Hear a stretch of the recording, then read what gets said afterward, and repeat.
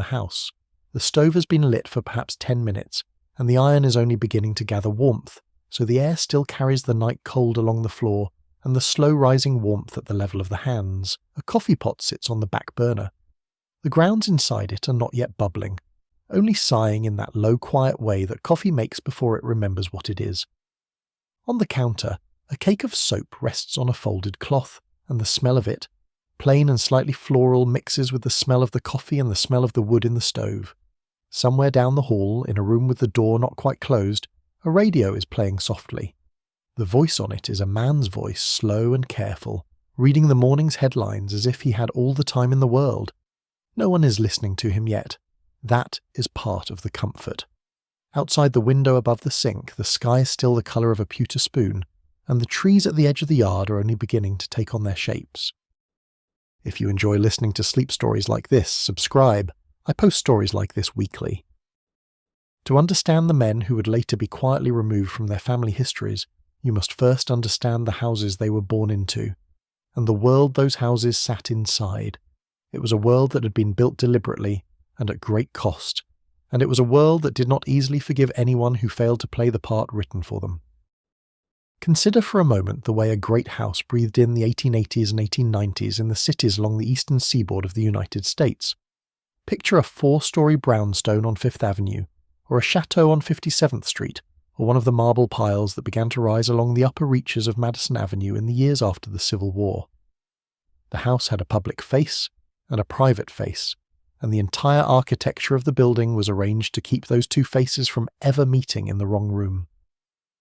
The front door opened onto a vestibule of polished marble. Beyond the vestibule was a reception hall hung with portraits.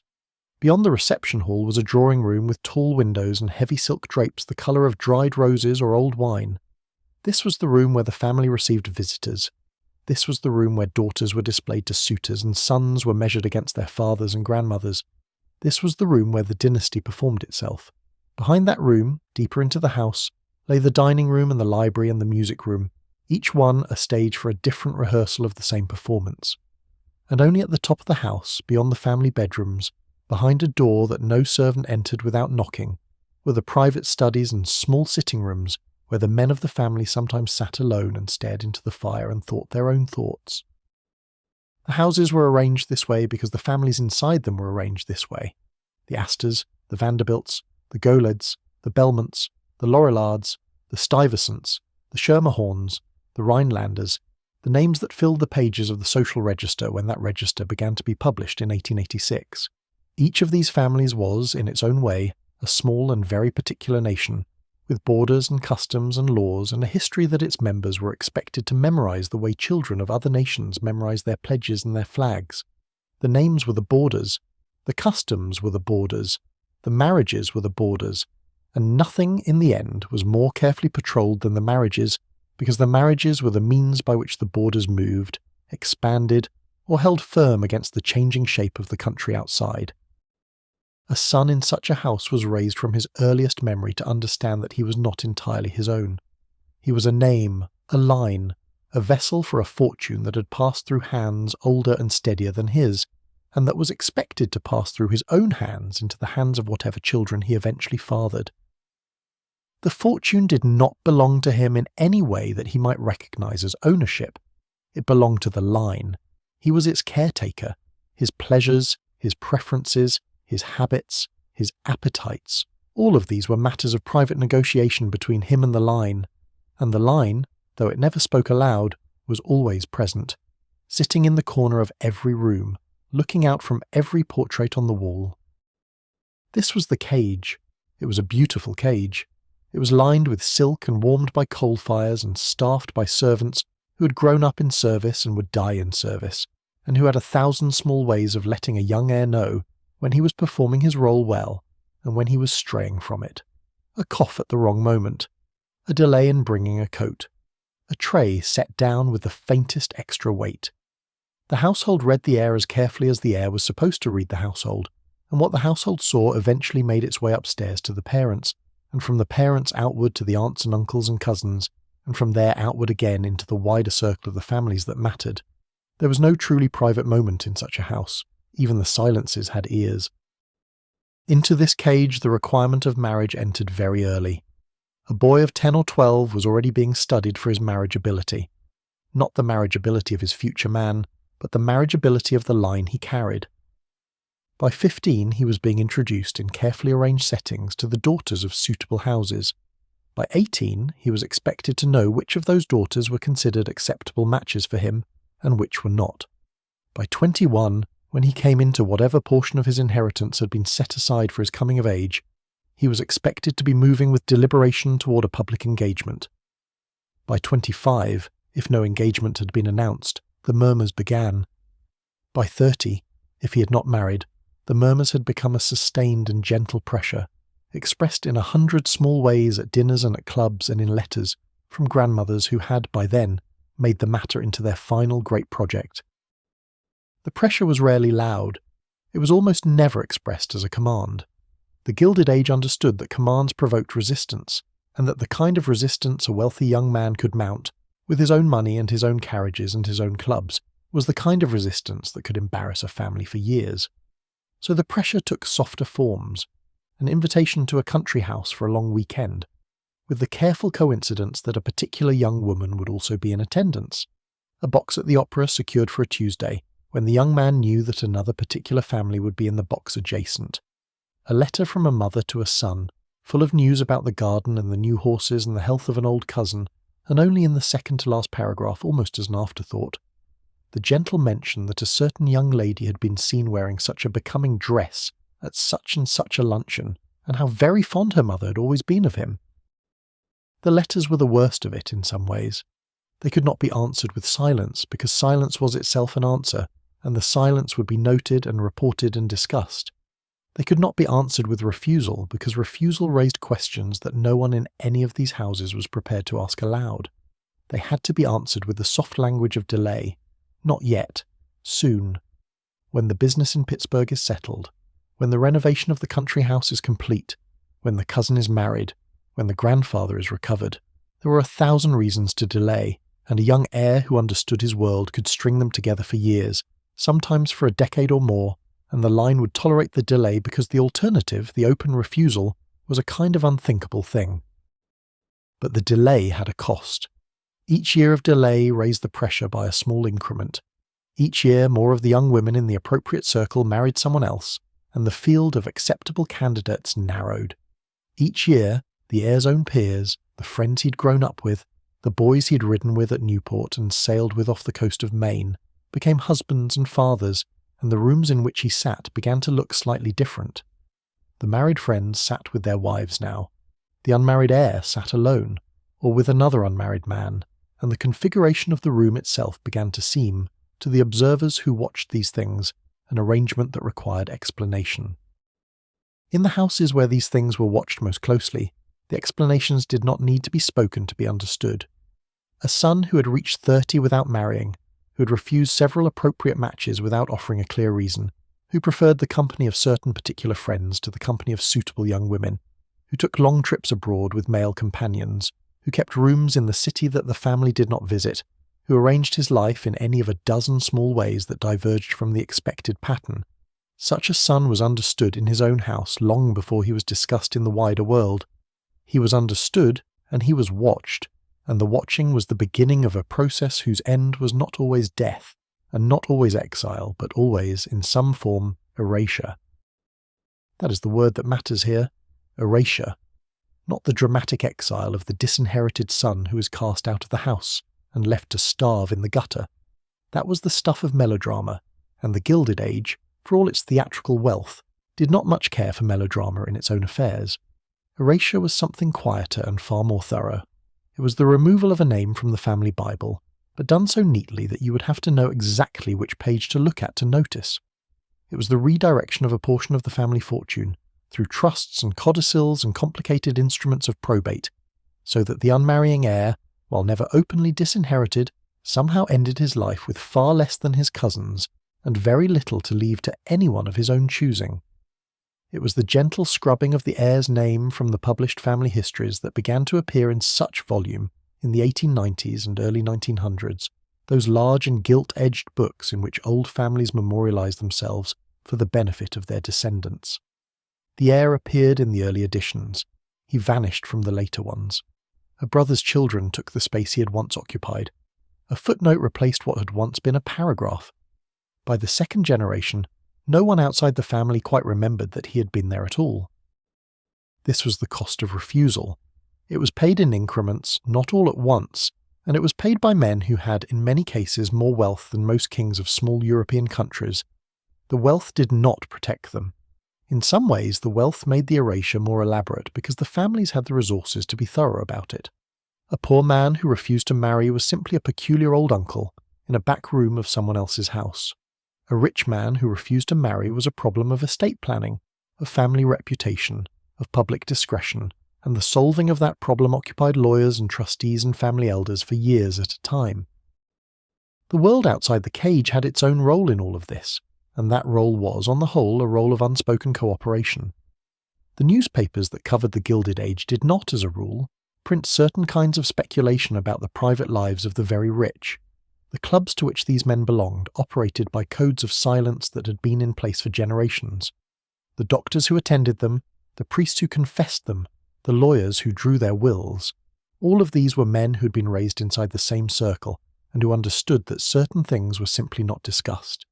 The result was a world in which the heirs who would not marry could live, often quite comfortably, in a kind of half-visible state, present at the edges of family photographs, mentioned briefly in obituaries, recorded in club ledgers, but never quite at the centre of the family story. What did their days look like, these heirs who would not marry? They were varied, of course, because the men were varied. Some lived in their family houses, in the rooms set aside for unmarried sons, and went down to breakfast each morning to face mothers who had long since given up open hope but who had not given up the slower campaign of attrition. Some kept their own apartments in the city, in the new buildings that began to rise along Fifth Avenue and Park Avenue in the 1890s, where a single man with means could live with a valet and a cook and receive whomever he liked without his family being any the wiser. Some lived almost entirely abroad, in Paris, or in Florence, or in the south of England, where the rules of the American social register did not quite reach, and where a different kind of a life could be assembled out of the materials available there. Some travelled constantly, between yachts and country houses and resort towns, never quite settling anywhere long enough to be required to explain themselves. And in each of these arrangements there were the small daily practices by which the heir managed his position. The careful correspondence with the family, the regular appearances at the appropriate weddings and funerals, the maintenance of certain memberships and certain pews, the cultivation of certain public charities that signalled continued membership in the line. These were the rituals of staying just barely within the circle, of not being quite enough outside to be formally erased, even as the slow internal erasure went on regardless. It was a delicate balance. It required intelligence and patience and a kind of stamina that the cage itself did not officially recognise as a virtue. The heir who maintained this balance for 40 or 50 years was, in his own way, performing a feat of endurance, though no one in his family would ever have described it in those terms. The cage was not always cruel in its surface manners. Often it was elaborately kind. The mothers who pushed their sons toward marriage believed themselves to be acting out of love. The fathers who quietly redirected portions of the estate believed themselves to be acting out of duty. The aunts and uncles who whispered in drawing rooms believed themselves to be protecting the family from scandal, and they believed that the family deserved protection, and that the heir himself, in some deeper sense, would one day understand and be grateful. The kindness was real. It was also a form of pressure. And it was sometimes harder to resist than open hostility would have been, because it could not be answered with anger without seeming ungrateful, and ungratefulness was, in the moral vocabulary of these houses, a worse failing even than refusal to marry. So the heir grew up inside this kindness, and he learned its grammar, and he came in time to understand that his life would be a long negotiation with people who loved him, and who would, if he insisted on remaining who he was, slowly and tenderly erase him. This was the world. This was the cage. And it was inside this world that the particular men we are about to consider lived out their lives, in houses whose names you would recognise, in cities you have heard of, in years that were not so very long ago. They walked the same streets that are walked now. They sat in the same churches. They are buried, many of them, in the same cemeteries you might pass on a Sunday drive, with stones that bear their names in careful carved letters, while inside the family papers the same names have been slowly and patiently scratched away. The hour is still early. The coffee in the kitchen has begun by now to murmur a little louder on the back of the stove. The pewter sky outside the window is lightened by perhaps the smallest possible degree. The radio in the back room has moved on from the headlines to a piece of slow music, a piano playing alone, the sort of piece that fills a morning without asking anything of it. The story we are entering is a long one, and it does not need to be hurried. We will sit with it, and we will let it unfold the way the morning is unfolding, without urgency, without any need to arrive anywhere in particular before we are ready. The first of these heirs lived in a house on a street you would know if you walked it today, in a city whose lights you might have seen from a train window. His name appears, still, on a small brass plate in a corner of a club room that very few people enter. His portrait hangs in a country house owned now by a foundation, in a hallway where the light is always low. He never married. He was in the end very thoroughly removed from the official memory of his family. But he lived. He lived a full life, with friends and travels and small pleasures and large griefs, and the shape of that life, when you look at it slowly and with a quiet mind, is the shape of a story worth telling. Before we meet him, though, we will spend a little longer in the world that made him. We will walk through the rooms of his childhood house, and we will sit at the table where he learned, very early, that certain questions could not be asked aloud. We will listen to the voices that filled those rooms, the voices of the mother and the father and the grandmother and the old uncle, and we will hear, in the spaces between their words, the first low hum of the pressure that would shape him. And then, when the world around him has come fully into view, we will follow him out of that house and into the long life he made for himself, beyond its walls. The boy who would not marry was, as a child, indistinguishable from the boys who would. He wore the same long stockings and the same short trousers. He had the same sailor suit for summer afternoons and the same dark wool suit for Sunday mornings. He sat at the same nursery table with his brothers and his sisters, and he ate the same porridge in the morning and the same cold beef sandwich at the same midday luncheon. There was nothing in his outward life that marked him out. The mark, if it existed at all, was something interior, and even he himself, looking back later from the vantage of his 20s or his 30s, would not have been able to say exactly when it had first made itself felt. The nursery was usually at the top of the house. In the city houses that meant the 4th or 5th floor, up a back staircase that was narrower than the front one, and that smelled, in the morning, of the kerosene used to clean it. The walls of the nursery were papered in some pattern of small flowers or small ships, depending on the family's preferences, and the pattern was always slightly faded, because nursery wallpapers in great houses were chosen to last through several generations of children and to be replaced only when the last child of the current set had outgrown the room.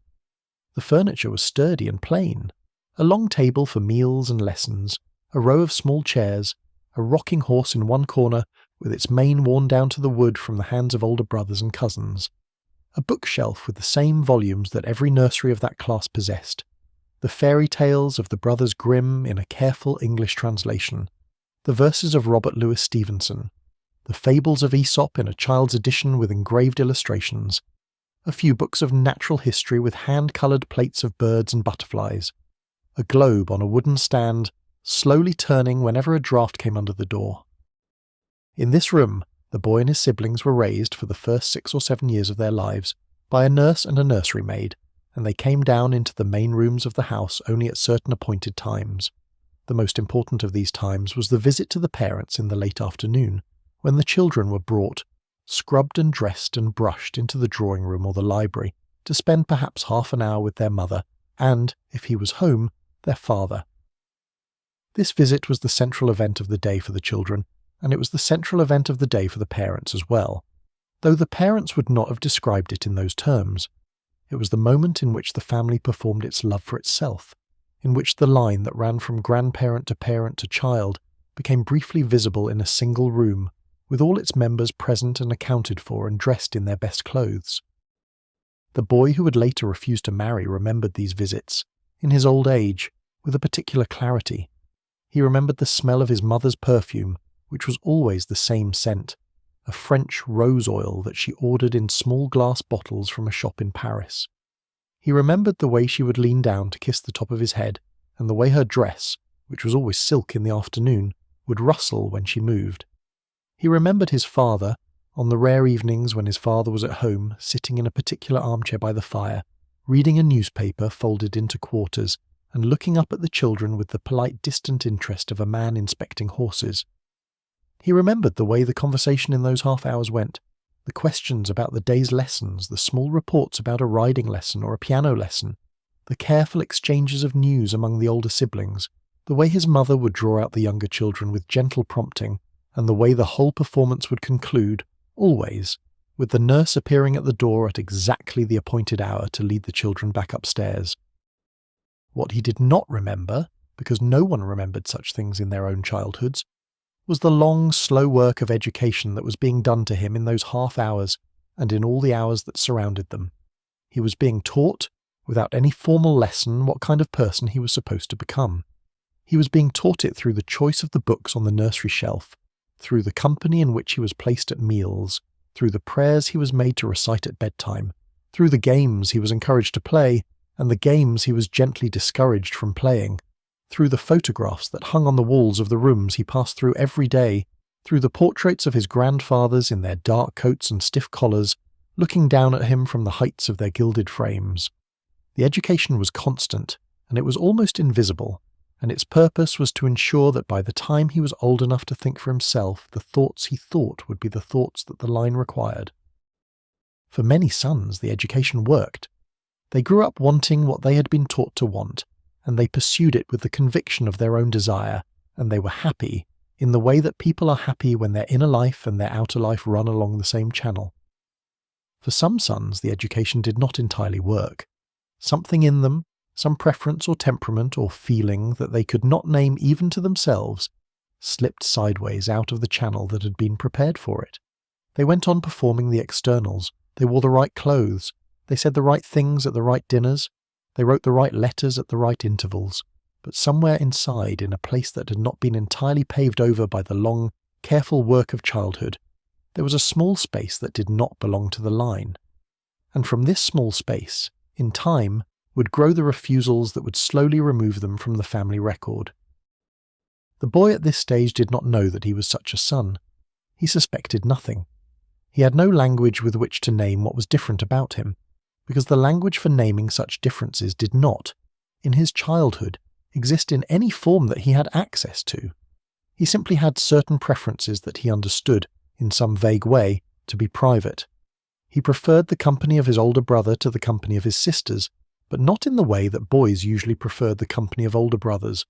He liked it when his brother let him sit next to him during music lessons, and he liked it when his brother put a hand on his shoulder while explaining something, and he liked it when, on certain summer evenings at the country house, his brother and a particular cousin would sit together on the porch swing and let him sit between them, and he could feel the warmth of them on either side.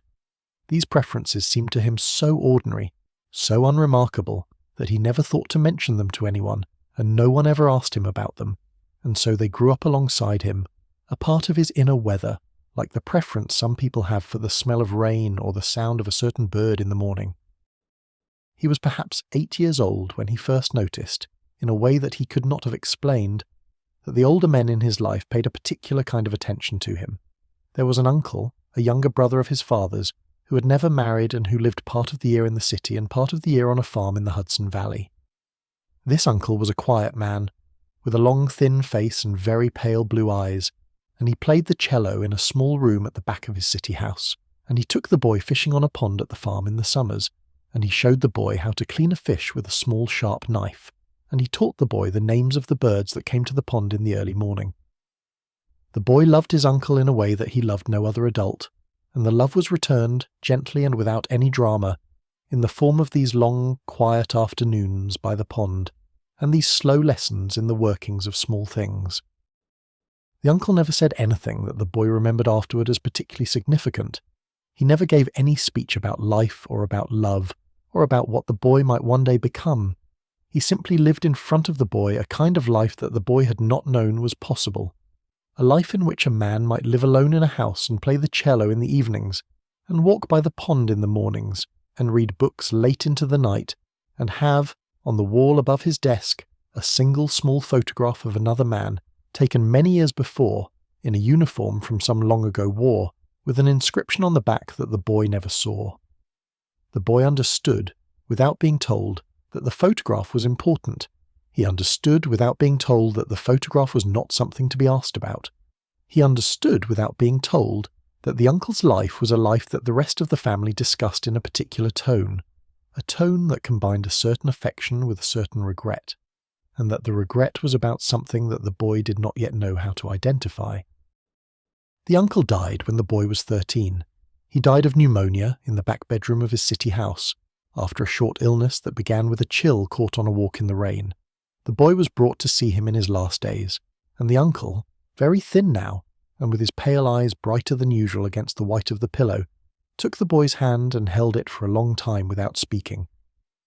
When he finally spoke, what he said was a small remark about the weather, and a wish that the boy would remember to feed the cat at the farm when the warm weather came. He died 2 days later. His funeral was small. The family attended in full, and they were correct and respectful, and afterward they did not speak of him very often, and within a few years the photograph of the man in the uniform had been quietly removed from the wall of the study, along with most of the books and the cello, and the house had been sold, and the boy, by then a young man himself, had begun to understand, in a way that he could not yet articulate, that he had received from his uncle an inheritance that could not be written down in any will. This was the shape of the boy's childhood. It was a shape made up of small things: a photograph, a porch swing, an afternoon by a pond, a half-hour each evening in a drawing-room that smelled of rose oil. From these small things, slowly, over years, he built an inner life that was his own, and that did not entirely match the inner life he was supposed to be building. He did not yet know that this would matter. He did not yet know that his family would one day notice the mismatch, and that they would respond to the mismatch with a long, gentle campaign of correction, and that when the correction failed, they would respond with the slower, more patient work of erasure. He only knew, at 13, that an uncle he had loved was dead, and that the world without the uncle was a slightly colder place, and that he would have to learn, in the years ahead, how to find warmth in some other quarter, and how to keep that warmth, when he found it, hidden from a household that read every small thing. The years that followed his uncle's death were the years in which the cage began to close around him, in a way that he could feel, though he still could not have named it. He went to school, of course.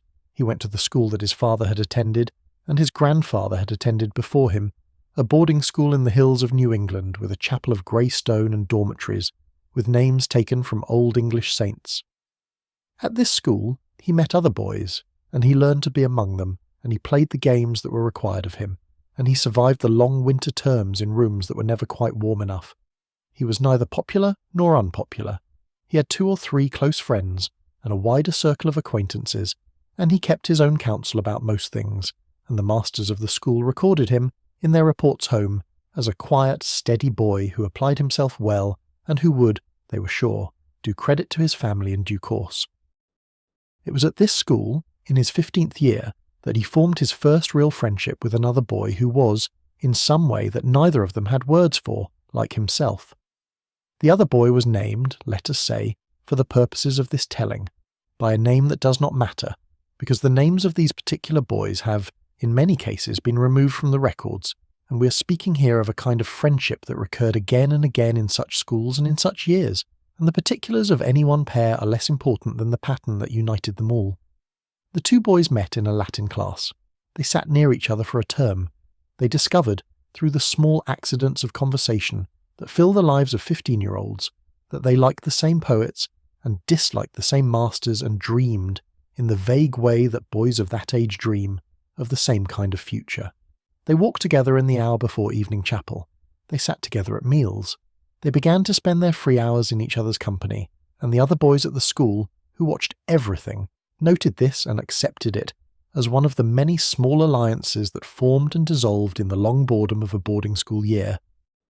What the 2 boys understood between themselves they did not say aloud. There were no declarations, there were no kisses, in the schoolyard or anywhere else. There was simply a closeness, a settled and warm closeness, in which each was the most important person in the other's life for the better part of 3 years. They read books together. They wrote each other long letters during the school holidays, careful letters full of news about horses and books and the small events of their family households, letters that could have been read by any mother without raising the smallest concern, but that, between the two of them, carried, in their salutations and their closings, and the very fact of their frequency, a meaning that neither of them would have been able to translate into ordinary speech. The closing of one of these letters, the boy remembered all his life. It said, simply, "Your friend," and then the other boy's first name, and then, after a small space, the single word, always. It was the always that mattered. It was the always that he held on to for the rest of his life, even after the other boy had married a young woman from a suitable family and gone off into his own life and become, in time, a face that the boy saw only at the funerals of mutual acquaintances, a face that nodded to him from across a room and that carried in its eyes, for a brief moment of recognition, the memory of the always, and then turned away to attend to a wife and to a circle of children and to the long performance of the line. At 18, the boy went up to college. He went to the college that his father had attended, of course. He lived in a particular set of rooms in a particular building, and he joined the particular clubs that his father had joined, and he made the particular friends whom his father expected him to make. He did well at his studies, well enough that his masters spoke kindly of him, and not so well that he stood out as a scholar, because standing out as a scholar was not part of the path that had been laid out for him. He was being shaped, in these years, for the long quiet career of a man of property and family, a man who would sit on certain boards and attend certain meetings and make certain investments and produce, in due course, certain children. The shaping was working, on the surface. He was performing the shape exactly as it had been drawn for him, and underneath, in the small private space that had been with him since the porch swing and the pond and the uncle's cello, there was a different life, growing slowly and quietly, that no one in his family had any inkling of. It was in college that he met the second of the men who would matter most to him in his life. This one was older. He was a young instructor in the classics department, only a few years out of graduate study, a slim man with very dark hair, and a way of speaking that made the dead languages sound like living conversation. The boy, now 19, took a class with this instructor, and then another, and the friendship that grew between them was, on its surface, the perfectly proper friendship of a promising student and a brilliant young teacher. The instructor invited the boy to small evening gatherings at his rooms, where other students came as well, and where they read poetry aloud and drank tea and argued about the proper translation of certain phrases from the Greek. There was nothing in these gatherings that any chaperone would have found alarming. There was, however, in the long looks that occasionally passed between the instructor and the boy, in the way the instructor's hand sometimes rested for a moment on the boy's shoulder as he reached past him for a book, in the way the instructor would, on certain evenings, walk the boy back to his rooms across the dark quadrangle and bid him good night at the door with a particular gentleness, a meaning that the boy understood and that the boy, by now, was old enough to feel deeply. There came, one autumn evening, an hour in which the boy and the instructor sat alone in the instructor's rooms after the other students had left, and the rain was falling steadily outside the high narrow windows, and the lamp on the desk was burning low, and the conversation, which had been about a passage from a Greek tragedy, fell into a long silence, and in that silence the instructor reached across the small distance between them and took the boy's hand. It was a simple gesture. It lasted only a moment. The instructor did not speak. The boy did not speak. The hand was held and then released, and the instructor stood up and went to the window and stood looking out at the rain for a long time. And the boy sat where he was and looked at his own hands in his lap, and after a while the instructor said in a voice that was very gentle that perhaps the boy had better go back to his rooms now, and the boy stood up and put on his coat and went out into the rain and walked back across the quadrangle, and he did not remember afterward anything about the walk, only that when he reached his own rooms he sat down on the edge of his bed and stayed there for a long time in his wet coat without moving, while the rain continued to fall outside. What passed between him and the instructor after that, in the month that followed, was the most important thing that had happened to him in his life. It was also the thing that he understood, from the very first, would have to be kept entirely secret. The instructor explained this to him in their first long conversation about it, with a kindness that the boy never forgot. The instructor said that what they felt was not wicked, despite what the world might say, but that the world would say what it said, and that the consequences for a young man in the boy's position, if the world were ever permitted to say it about him, would be severe. The instructor said that he himself had lived this kind of life for many years, and that he had learned how it had to be conducted, and that if the boy was willing, he would teach him what he had learned. The boy was willing. He was 19 years old, and he was in love for the first time in a way that he understood, and he would have agreed to almost any condition that allowed that love to continue. So he learned. He learned how to write letters that said nothing that could be used against him. He learned how to arrange meetings that had a public pretext. He learned how to behave, in the world outside, as if the instructor were merely a respected acquaintance, a former teacher, an older friend who shared certain intellectual interests. He learned how to come home for the holidays and to sit at his mother's table, and to answer her questions about his social life, with the kind of vague, pleasant answers that satisfied her without revealing anything. He learned, in short, the entire grammar of double living that had been worked out over generations by men in his position, and he learned it well, because his survival depended on it, and because he had a quick mind and a careful temperament, and because he had been, in some ways, in training for this kind of double living since his earliest childhood, without having known that this was the training he was receiving. The relationship with the instructor lasted in its first form through the rest of the boy's college years and for a few years afterward.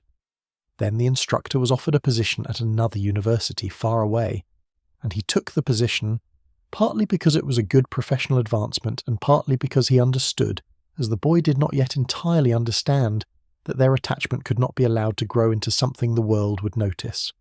The instructor left. The two of them corresponded in careful letters for the rest of their lives. They saw each other again only a handful of times at intervals of years, in cities where neither of them lived, under pretexts that satisfied the curious. The instructor never married. He lived, the boy heard, with a series of male housekeepers and assistants over the decades, and he died in his 70s, in a small house in a college town surrounded by his books, and the boy, by then a man in his middle 60s, received the news in a letter and sat in his own rooms in the city, alone, and looked out at the lights of the buildings across the street for a long time, and did not weep because he had been trained out of weeping many years before, but felt in his chest a heaviness that did not lift for many weeks. That, however, is to leap too far ahead. We are still at the moment when the boy, just out of college, is returning to his family house to begin the next phase of his life. He is 22 years old. He is a tall, slim, well-dressed young man, with his father's eyes and his mother's mouth. He has a college degree and a small income from a trust that his grandfather established for him on his 21st birthday. He is, in the eyes of his family and of the wider world, a perfectly eligible young man, on the threshold of a perfectly conventional life. His mother is already, by the time of his return, making the first of the careful lists, the lists of young women whose families would be pleased to receive him at their tables, the lists that will form the agenda of the next several years of his social life, the lists from which, she hopes, will emerge in due course the name of his future wife. He knows about the lists. He has known about them in some form since he was 16. He is prepared for them. He has worked out, with the patience that has become his great inward virtue, the long strategy of polite delay that will allow him to be, for as long as possible, both inside and outside the cage at the same time. He will attend the dinners. He will be charming at them. He will dance with the daughters of the appropriate houses. He will be considered by the mothers who watch these things a most promising young man. And in the gaps between these performances, in the rooms he keeps in the city under a name slightly different from the one his family uses, in the trips he takes to certain country houses owned by certain bachelor friends, in the long quiet evenings with the particular men who have become, by his middle 20s, the truest companions of his life, he will live, as much as the world will permit him to live, the life that is actually his. This is the position from which he begins his adulthood. The kitchen, far away from him in another century, continues its quiet morning. The coffee has finished its first murmuring, and is now beginning to release the deeper, steady sigh that means it is almost ready to be poured. The radio in the back room has come to the end of the piano piece, and has begun a soft programme of country news, a man reading the prices of corn and wheat, in a voice that has the rhythm of someone who has read these prices every morning for many years, and who is no longer hurried by them. The light through the window above the sink has lifted just enough that the trees at the edge of the yard now have their full shapes, though they are still without colour. There is no one in the kitchen yet. The coffee is brewing for someone who is not yet awake, and the someone, when she comes down, will pour herself a cup and sit at the kitchen table and look out the window and think about the day ahead. and that is a story for another morning. The story we are following now is much older than this kitchen, and it has a great deal further to go before it rests. The first refusal in any such life was always the smallest. It was almost never a dramatic refusal.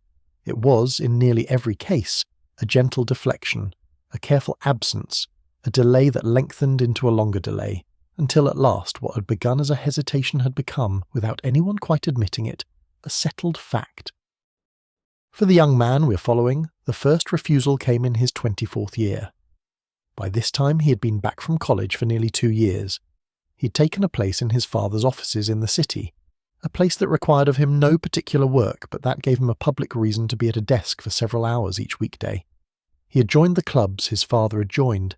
He had inherited, on his 23rd birthday, a slightly larger income from the family trusts, enough to allow him to take rooms of his own in a building near Madison Square, with a sitting room and a small bedroom and a tiny dressing room, and a window that looked out over the trees of the square below. He had not yet quite moved out of his parents' house. He still kept his old bedroom there, on the 3rd floor, and he stayed in it perhaps 3 nights a week, while the other 4 nights he was at his rooms in the city, where his life was, in any meaningful sense, his own. His mother was, by his 24th year, beginning to look at him with a new kind of attention at the dinner table. She had been, until then, the patient strategist of his marriage prospects, content to lay the long groundwork and to wait for him to come of age into his own willingness. Now she was beginning to feel the first edge of impatience, and she expressed this impatience in the only way her training permitted, which was through a slow increase in the number of social engagements she arranged for him. There were, in that particular winter, 4 separate dinners at the family house, each of them organised around a different unmarried daughter of a different appropriate family, and at each of them the young man performed his part. He sat where he was placed. He spoke to the daughter on his left and to the daughter on his right. He praised the soup and the fish and the dessert. He danced after dinner in the music room with whichever young woman had been chosen for him to dance with. He went home, or rather went up to his old bedroom on the 3rd floor, and he undressed, and he slept, and he rose the next morning and dressed again, and went out to his rooms in the city, where he sat in his sitting room and looked out at the trees of the square and tried to compose, in his own mind, the letter that he would not write, the letter that he would never send, the letter that explained to his mother in language he had not yet found, why none of these daughters would do, and why no daughter would do, and why the question itself was the wrong question. The letter never got written. Of course it never got written.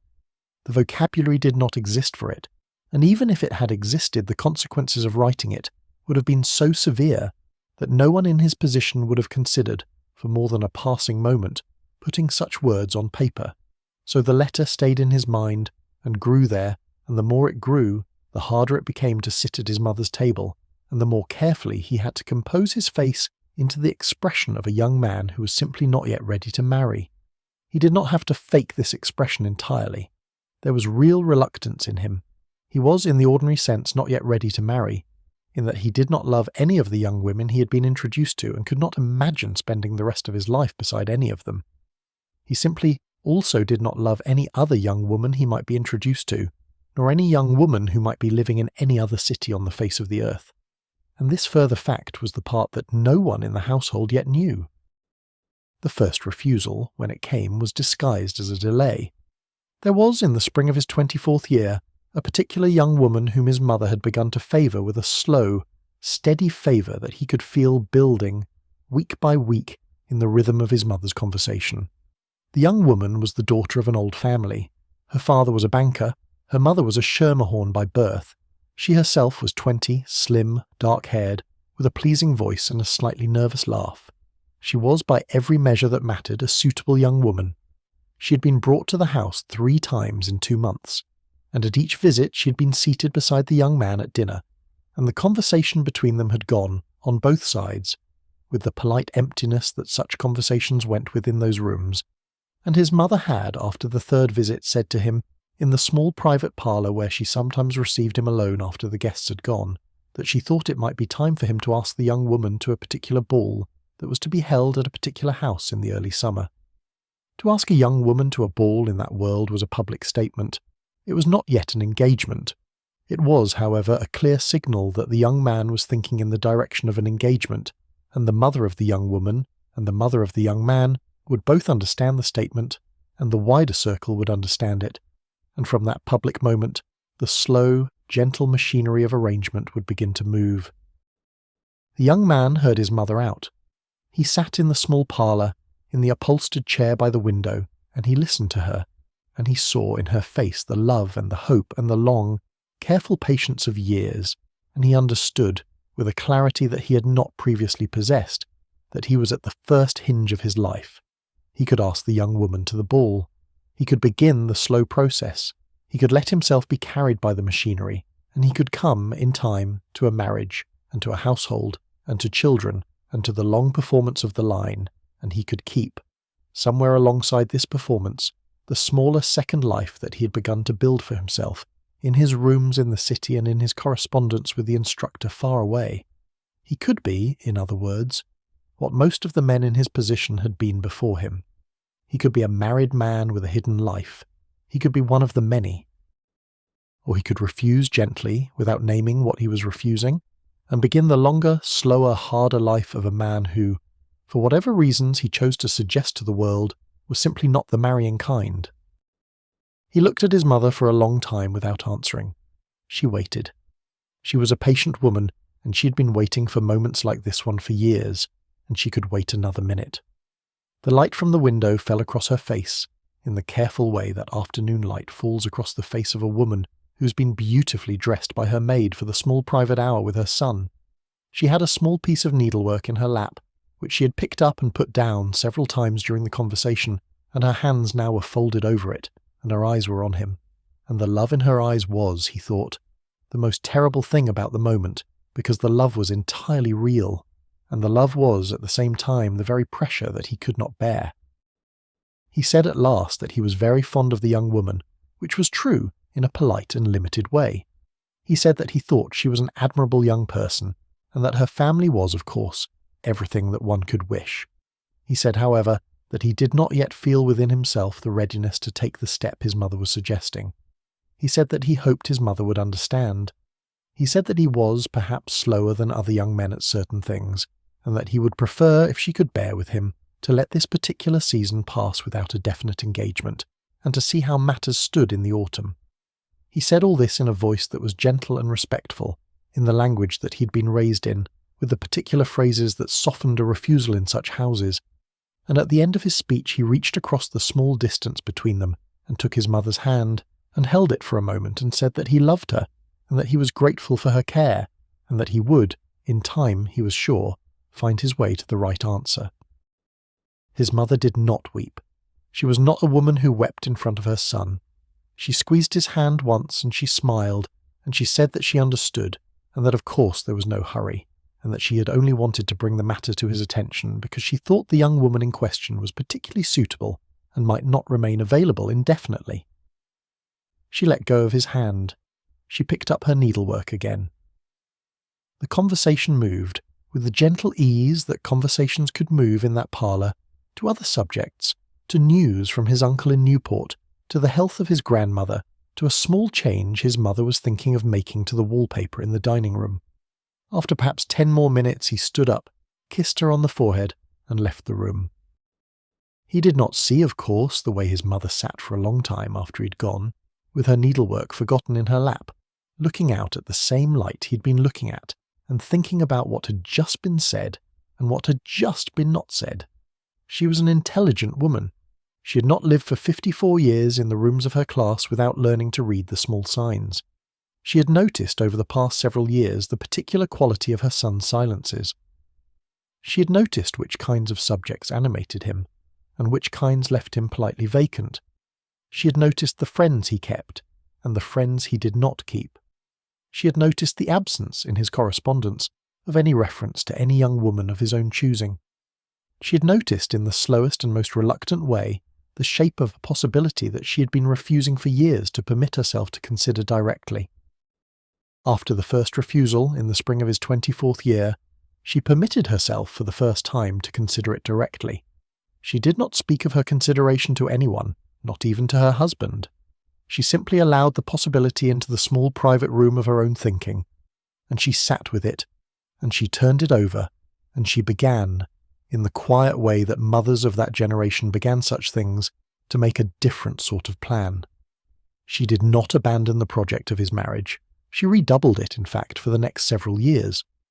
But she also began, alongside this redoubling, the longer, quieter project of preparing herself and preparing the family for the possibility that the marriage might never come, and that the line in its passage through this particular son might have to find a way around him rather than through him. This is how the first refusal worked. It did not announce itself. It was not received as a refusal. It was filed, by both parties, under the category of postponement, and the household continued on its surface exactly as it had been. The young man went on attending dinners.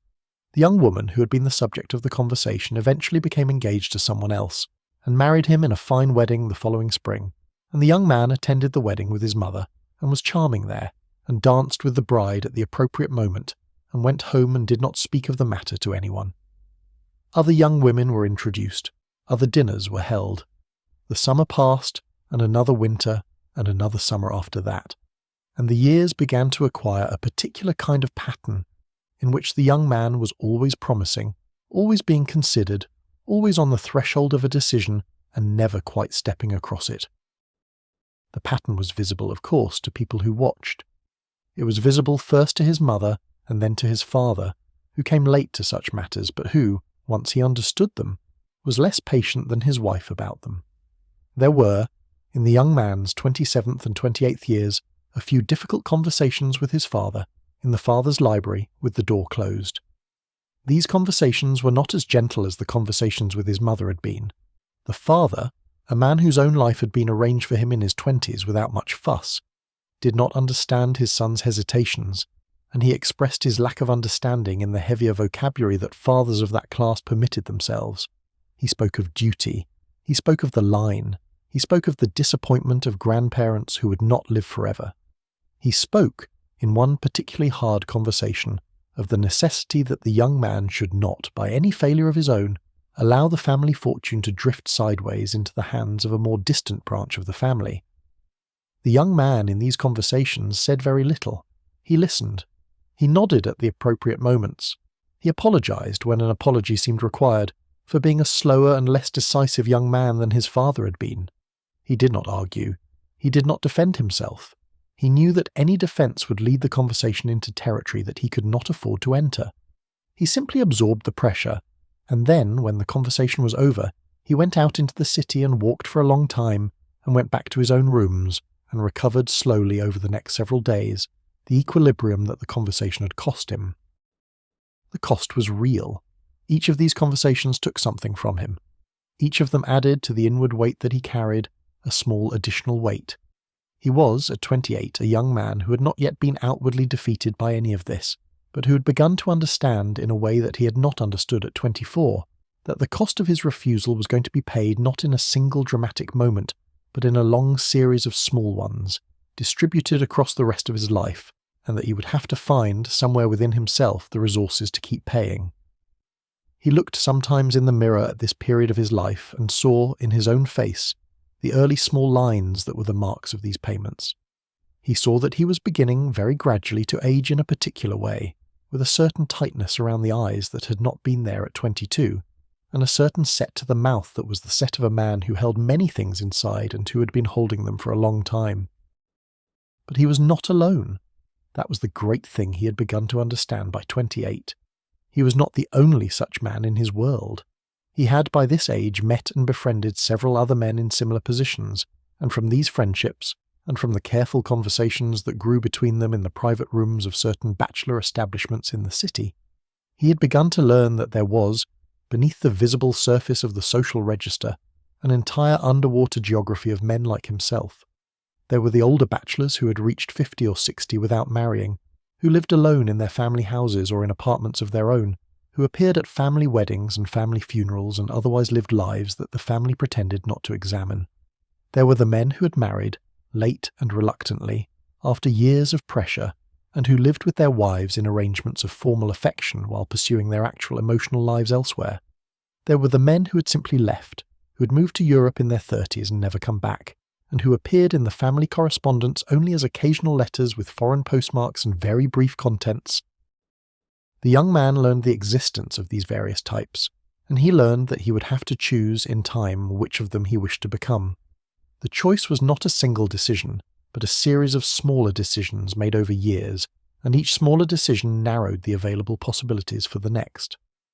To stay in the city, and to keep up the family appearances was to choose, eventually, the path of the late bachelor in the family house.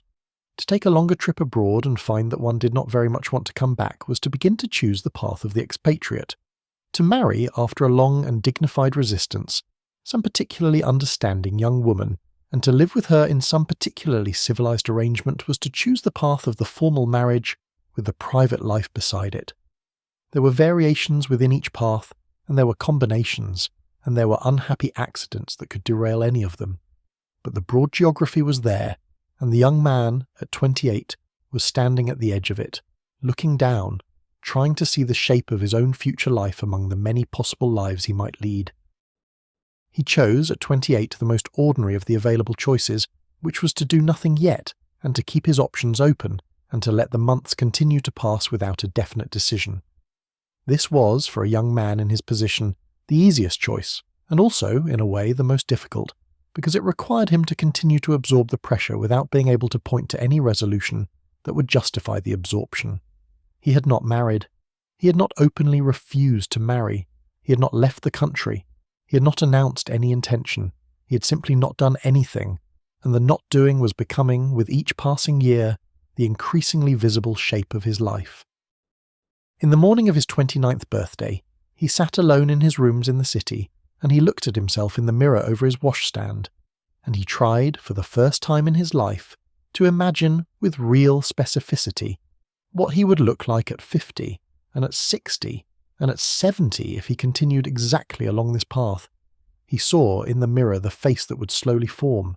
He saw the eyes that would slowly become more guarded.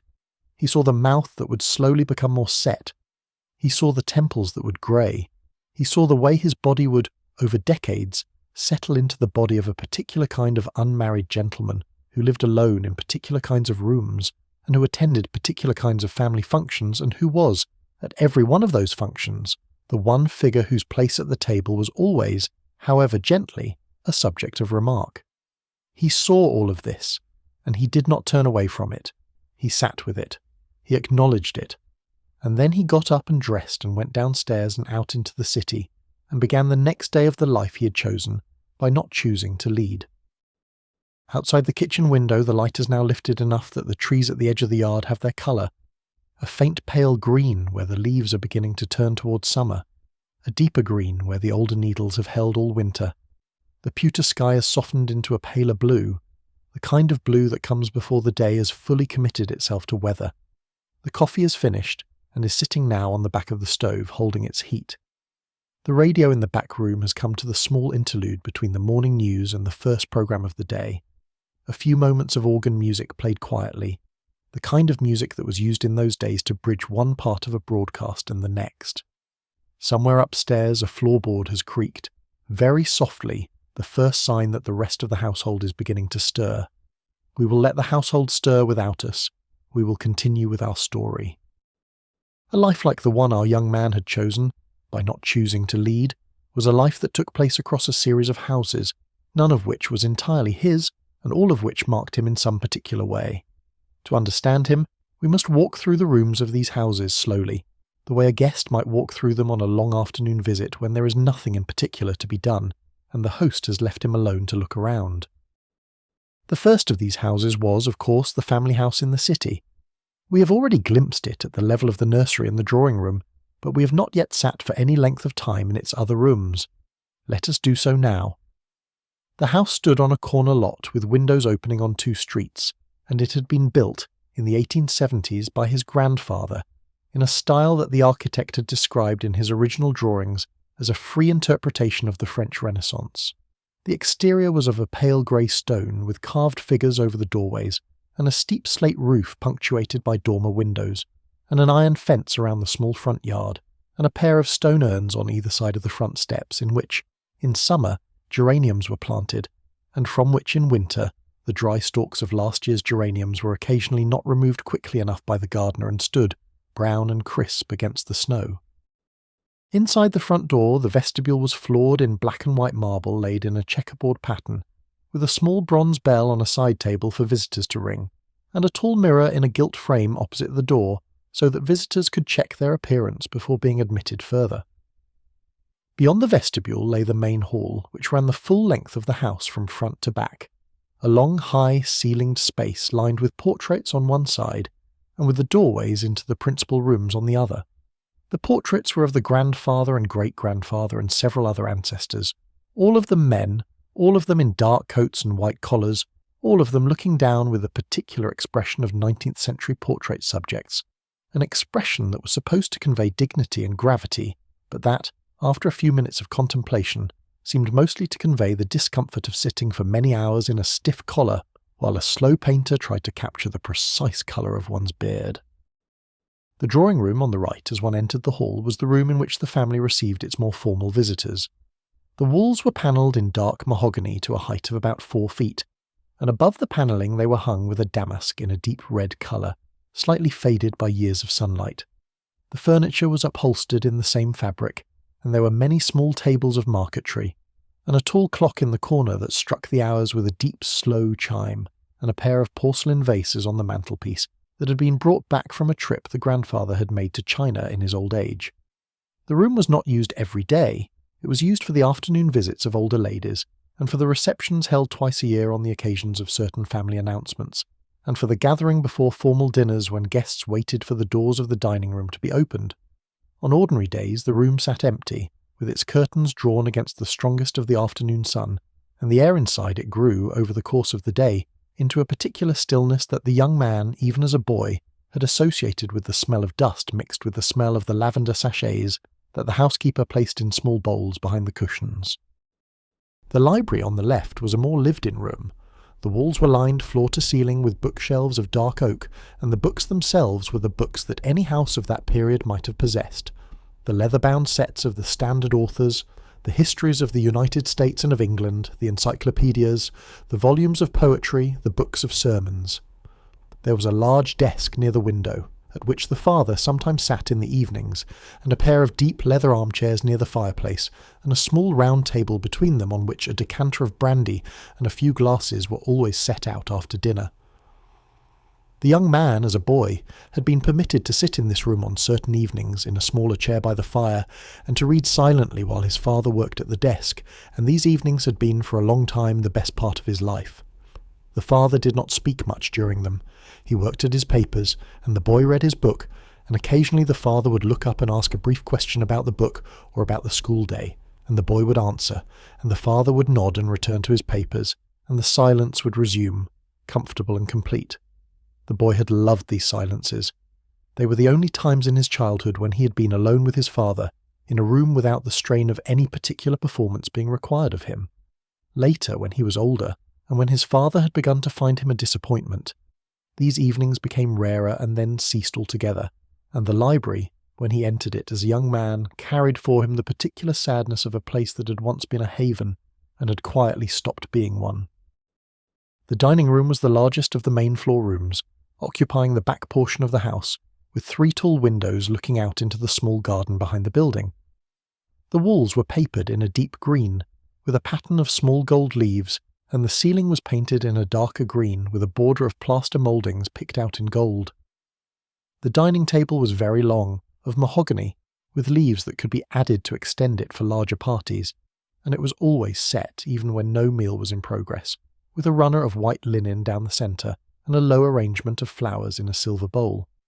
The chairs around the table were of a matching mahogany, with seats upholstered in green velvet, and there were always exactly 14 of them.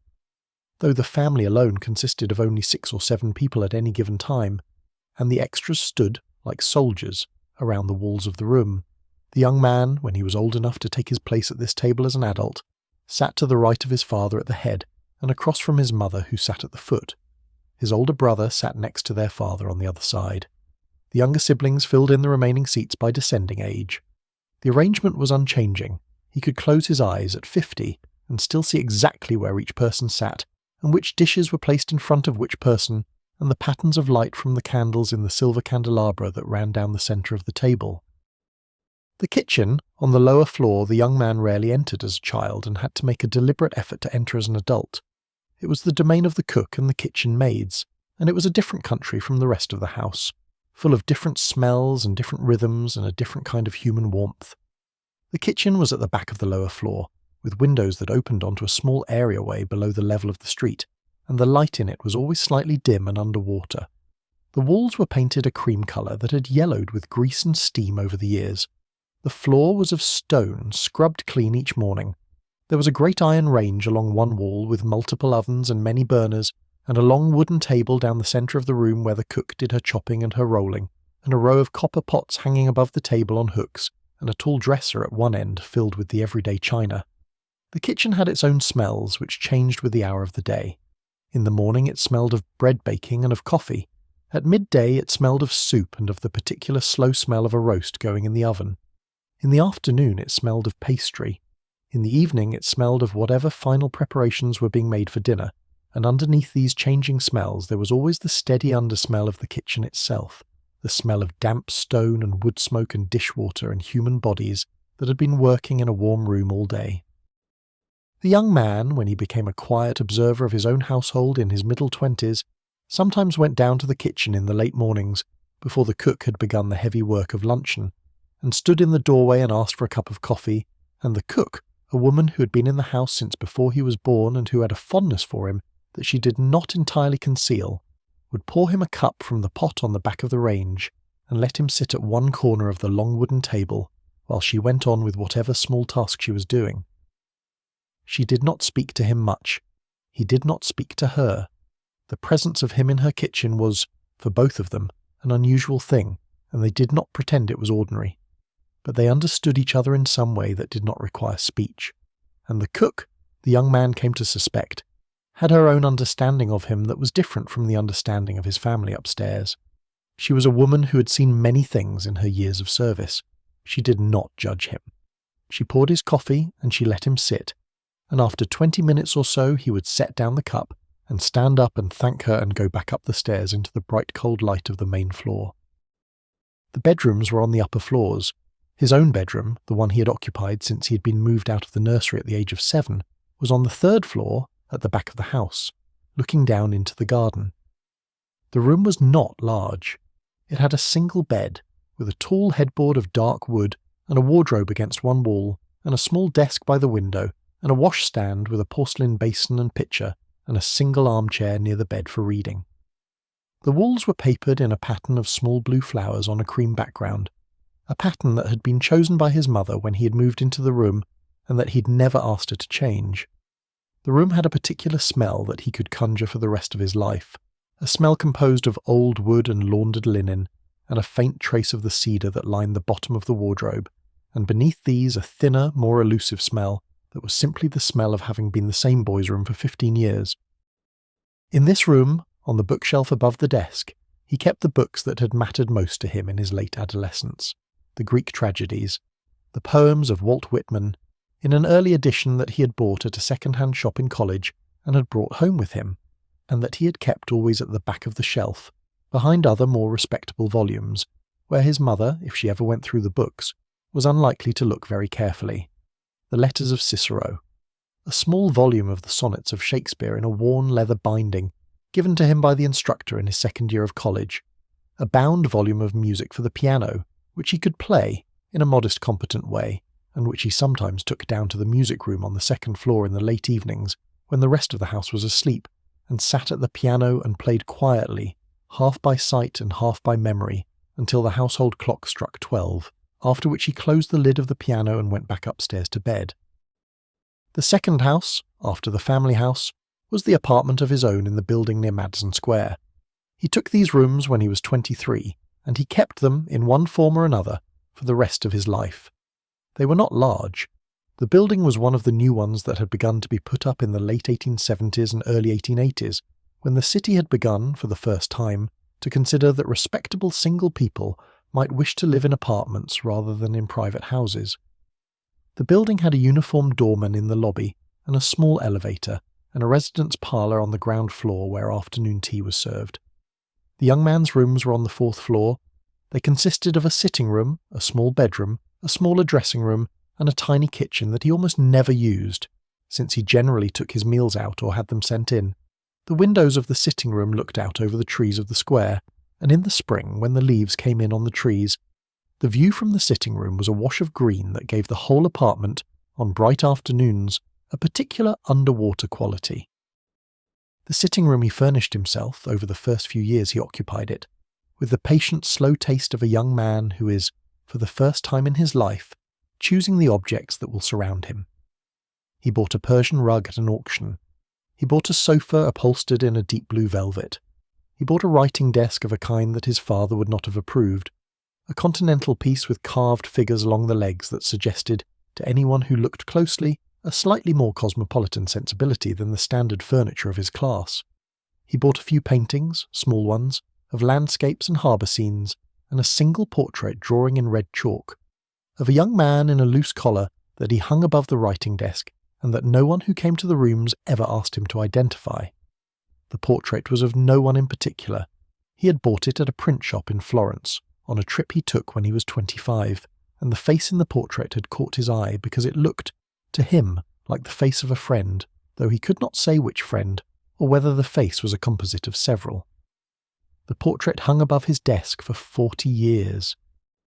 In this apartment he received his particular friends, the bachelor friends with whom he played cards on Tuesday evenings, the unmarried cousin from Boston who came down on occasional weekends, the particular older friend, a widower in his 50s, who had become, by the young man's late 20s, a kind of mentor in the complicated arts of living unmarried in a married world, the instructor, in the early years, on his rare visits to the city, and later, when the instructor had moved away, the men who came after the instructor in the long sequence of attachments that filled the young man's 20s and 30s.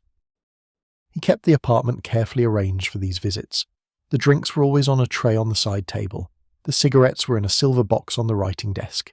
The piano in the corner, an upright in a dark cherry, was always tuned. The lamps were always trimmed. The cushions on the sofa were always plumped. He maintained these arrangements himself, with the help of a valet who came in 3 afternoons a week to clean and to press his clothes and to lay out the materials for whatever evening he had planned. The valet was a quiet man, of middle age, who had served in similar rooms for similar men for many years, and who understood, without ever being told, exactly what kind of household this was, and exactly what kinds of discretions were expected of him, and who provided them, in exchange for steady wages and a position that suited him, until the young man, by then no longer young, no longer needed him. The third house was the family country house, in Newport. The Newport house was a different proposition entirely from the city house. It had been built by his grandfather, in the 1860s, in a style that the architect had described as a free interpretation of the English seaside cottage, though the cottage in question turned out to consist of 32 rooms on 3 floors with an attached carriage house and a separate stable, and an extensive series of formal gardens leading down toward the cliff walk above the sea. The house was used by the family from the middle of June until the middle of September. It was a place of summer routines, of bathing in the morning and luncheon on the lawn, and the slow heavy afternoons in white wicker chairs on the veranda, and the great formal dinners in the evenings, and the dances at the casino on certain nights, and the regular round of calls paid and calls received among the families that occupied the houses up and down Bellevue Avenue. In Newport the young man's life was less his own than it was in the city. The house was full in summer, with the whole family and a steady stream of cousins and aunts and guests, and the spaces of private retreat were fewer. He had his own bedroom on the 3rd floor with a window that looked out toward the sea, and he had a small private sitting room next to it that he used for writing letters and for reading, and these were his sanctuaries within the larger occupation of the house. He had also the long walks along the cliff walk which he took every afternoon alone, with a book in his pocket that he often did not open. The cliff walk was 3 miles long, a narrow path that ran along the top of the rocks above the Atlantic, and he walked it slowly, often pausing to look out at the water, and the salt wind cooled his face, and the sound of the waves emptied his mind, and he came back to the house each afternoon a little restored, and a little more able to bear the close arrangements of family life that waited for him there. In Newport his lack of an attached young woman was felt more acutely than it was in the city, because Newport was a smaller world and the social fabric of the place was more tightly woven. In the city, a young man could disappear into his rooms in the evenings, and no one would notice for several days that he had not appeared. In Newport, his absence from any particular event was noted within hours, and the absence was discussed, and the discussion made its way around the small circle of houses on Bellevue Avenue with a speed that no telegraph could match. He learned, therefore, to attend everything. He attended the picnics on the lawn at one cottage, and the tennis tournaments at another, and the boat races in the harbour, and the dances at the casino, and the small private receptions at the third-floor parlours of the older matrons. He arrived on time. He stayed the appropriate length of time. He danced with the appropriate young women. He spoke to the appropriate older ladies. He kept up appearances with a steadiness that, by his late 20s, had become almost an art. There was one particular young woman in Newport, a friend of his sister, who became, over several summers, his most frequent dancing partner. Her name does not matter for our purposes, but the relationship that grew between them does, because it was the closest thing he ever had to a romantic friendship with a woman, and it shaped in a small but real way the second half of his life. She was a thin, intelligent, slightly satirical young woman from an old Boston family. She had inherited a moderate fortune of her own. She was 3 years older than the young man, which was, in the Newport of those days, an age difference that would have been considered slightly unusual, but not unacceptable. She had been engaged once, when she was 22, to a young man who had died in a riding accident the autumn before their wedding, and she'd never, in the 7 years since, allowed herself to be engaged again. The mothers of Newport had given up on her by the time she was 27. She lived with her own mother in a house on a side street off Bellevue Avenue, and she was free, in a way that very few unmarried women of her class were free, to live as she liked within the limits of her station. She and the young man understood each other from the first summer they spent any real time together. They did not speak of their understanding. They did not need to. He recognized in her the same quality of patient, deliberate self-preservation that he had been cultivating in himself, and she recognized in him the same. They became, by their second summer of acquaintance, a kind of fixed pair at social events. They danced together. They sat next to each other at suppers. They walked together along the cliff walk in the afternoons. They were observed, of course. They were discussed. The mothers of Newport, having given up on each of them separately, began to wonder, with cautious hope, whether the two of them might be the answer to each other's problems. The hope took the usual forms: the careful invitations, the arranged seatings, the small encouragements. He and she, of course, knew what was being arranged. They discussed it once on a long walk on the cliff walk on an afternoon late in their third summer. She was the one who raised it. She said in her dry, direct way that her mother had taken to asking her, in the evenings, whether she'd given any thought to a future with him. He said that his mother had taken to asking him much the same question. They walked for a few minutes in silence. Then she said that she had no objection, on her side, to allowing the speculation to continue, if he had none on his. She said that she had no intention of marrying anyone, and she said it with such finality that he understood, without further explanation, that her reasons were her own and would not be discussed. She said that she could imagine no easier arrangement for the next several years of her life than to be considered, in the public eye, the leading candidate for his hand, while privately she and he understood that nothing of the kind would ever be required of either of them. She said that the arrangement would buy them both time, and that time, in their position, was the most valuable currency available. She asked him to consider it. He considered it. He considered it for several weeks. He considered it in his rooms in the city, in his bedroom at his parents' house, in his small sitting room at Newport. He thought about the arrangement from every angle. He thought about its risks. He thought about its benefits. He thought about what it would do to his own life, and what it would do to hers, and in the end he decided that he could not enter into it. The reasons for his decision were complicated, and not all of them did he fully understand at the time, but they came down, in the simplest summary, to two things. He did not want to subject her to the public attention that the long performance of a near engagement would bring upon her, and he did not want, when the near engagement eventually dissolved, as it inevitably would, to be the cause of the wounding that the dissolution would inflict on her standing. He told her, the following summer, that he had thought long about her proposal, and that he was grateful for it, and that he could not accept it. She received the refusal without surprise. She said that she had not really expected him to accept it, but that she had felt it was worth offering. She said that she hoped they would remain friends. He said that he hoped so too. They did remain friends for the rest of their lives. She never married. He never married. They saw each other in Newport every summer for many decades, until the summer when she was 73 and he was 70, and she did not come down to Newport, and the following spring she died in her sleep in her house on Beacon Hill in Boston, and he travelled up for her funeral and sat at the back of the church and did not weep, because he had been trained out of weeping many years before, and afterward he walked back to his hotel through the streets of Boston in the soft April rain, and he thought about her, and about the long arrangement they had not entered into, and about the lives that they had each led instead. And he understood, in a way he had not understood before, how much he had loved her, in a particular careful way that did not have a name in the language he had been raised in, and how much, in her own particular careful way, she had loved him. The fourth house, in this rough census of the houses through which his life passed, was the apartment in Paris. He took it when he was 31, with the modest excuse of needing a base in Europe for the long trip he was then planning, and he kept it, in one form or another, for the next 30 years.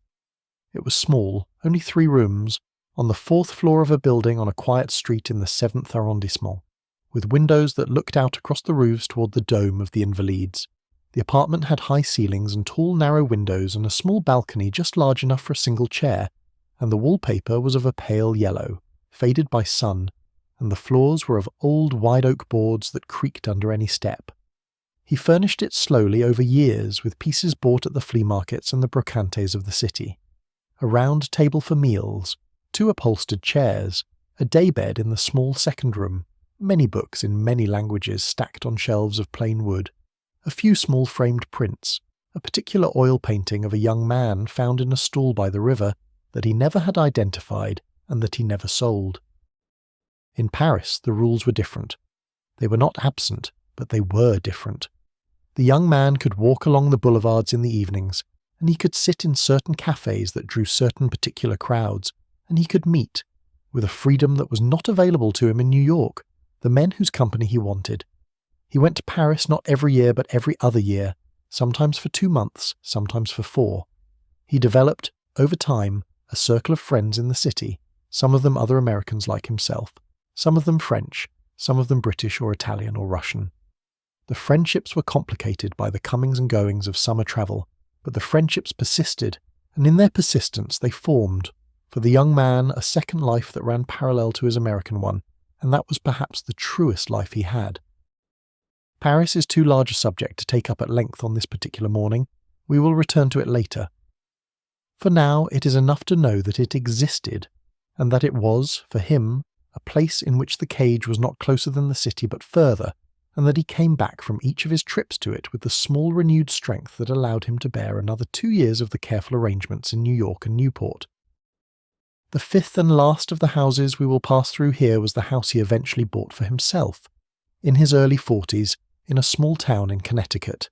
He had not, until then, owned a property of his own. The apartments in New York and in Paris were rented. The houses in which he had spent his summers and his winters had all belonged to other people. The Connecticut house was the first thing he had ever purchased that was his alone, with no other person's name on the deed, and the act of purchasing it had felt, when the papers were signed, like a kind of small private declaration, a planting of a flag in the soil of his own life. The house was not grand. It had been built in the 1790s, a simple white-clappered farmhouse on a side road outside a small town, with a stone chimney and a steep shingled roof and a wrap-around porch that had been added later. It sat on a piece of land of perhaps 12 acres, mostly woods, with an old apple orchard at the back and a small pond beyond the orchard. There was a barn that had once held cows and that he turned slowly into a kind of large library. There was a garden in front of the house that he tended himself, with the help of a local man who came twice a week. There was a kitchen with a black iron range and worn pine floors, and a long pine table, where he ate his meals when he was alone, which was most of the time.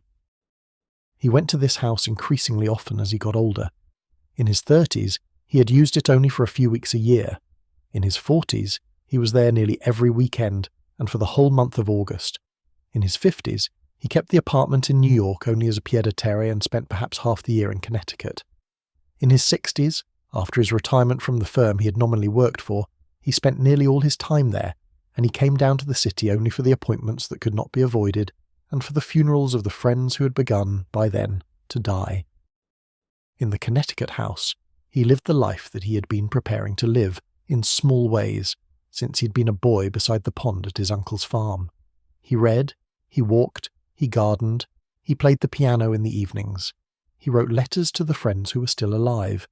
He took for many years a young man of the village as his secretary, a serious young man who came in 3 mornings a week and helped him with his correspondence, and the village understood the arrangement in the village way, which was to say it understood it perfectly well and saw no reason to remark on it.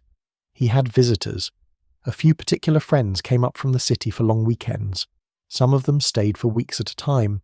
There was a regular small dinner on Sunday evenings, with whichever guests happened to be there, at the long pine table in the kitchen, with the windows open onto the porch in summer and the wood stove burning in winter, and these dinners, by the time he was in his 60s, were the things he looked forward to most in the slow rhythm of his weeks. This was the geography of his life in houses. The family house, which had made him. The apartment in New York, which had kept him. The country house at Newport, which had displayed him. The apartment in Paris, which had freed him. The house in Connecticut, which had finally, in his middle age, given him a room of his own. We have walked through them quickly here in summary, but each of them contains within it many years of small daily experience that we have not yet described, and we will return in the slower acts ahead to particular rooms and particular evenings and particular small events that took place inside their walls. Outside the kitchen, the morning has continued to move. The sky's now a clean pale blue. The trees have their full colour. The radio in the back room has finished its organ interlude and has moved into a programme of music for the morning, a slow piece for strings, played at the volume of a thing that does not insist on being listened to.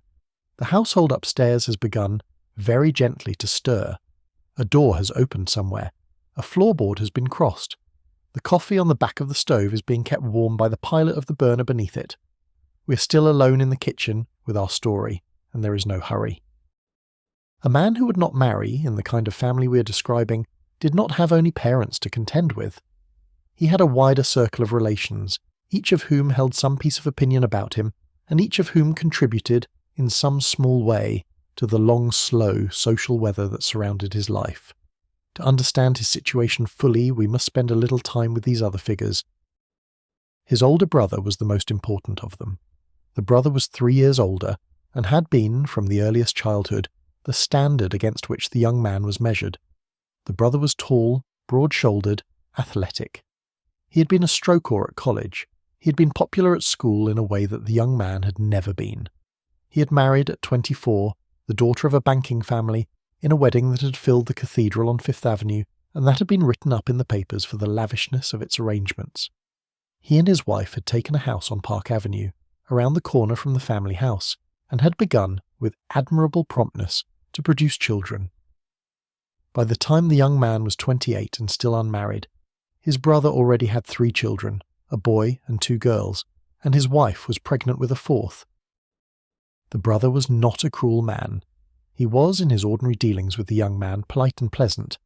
They had been close as boys. They had shared a nursery and then, for a few years, a bedroom in the country house.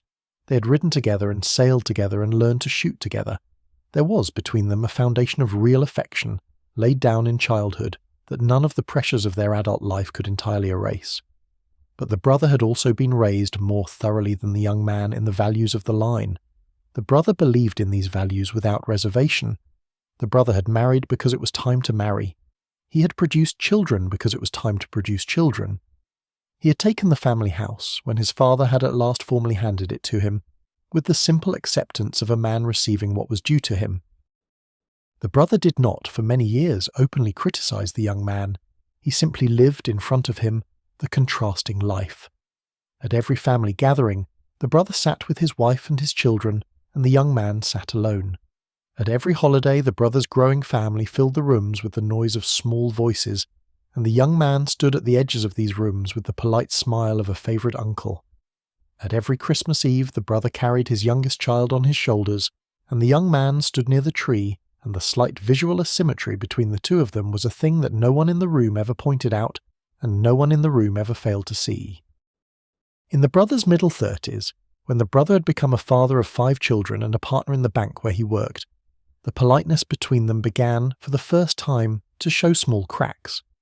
The brother had begun to take, in a way he had not previously, the position of an older male relative who was entitled to express opinions about the young man's life. The expression of these opinions began, as such things usually began, with jokes. The brother made small jokes at family dinners about the young man's bachelor habits.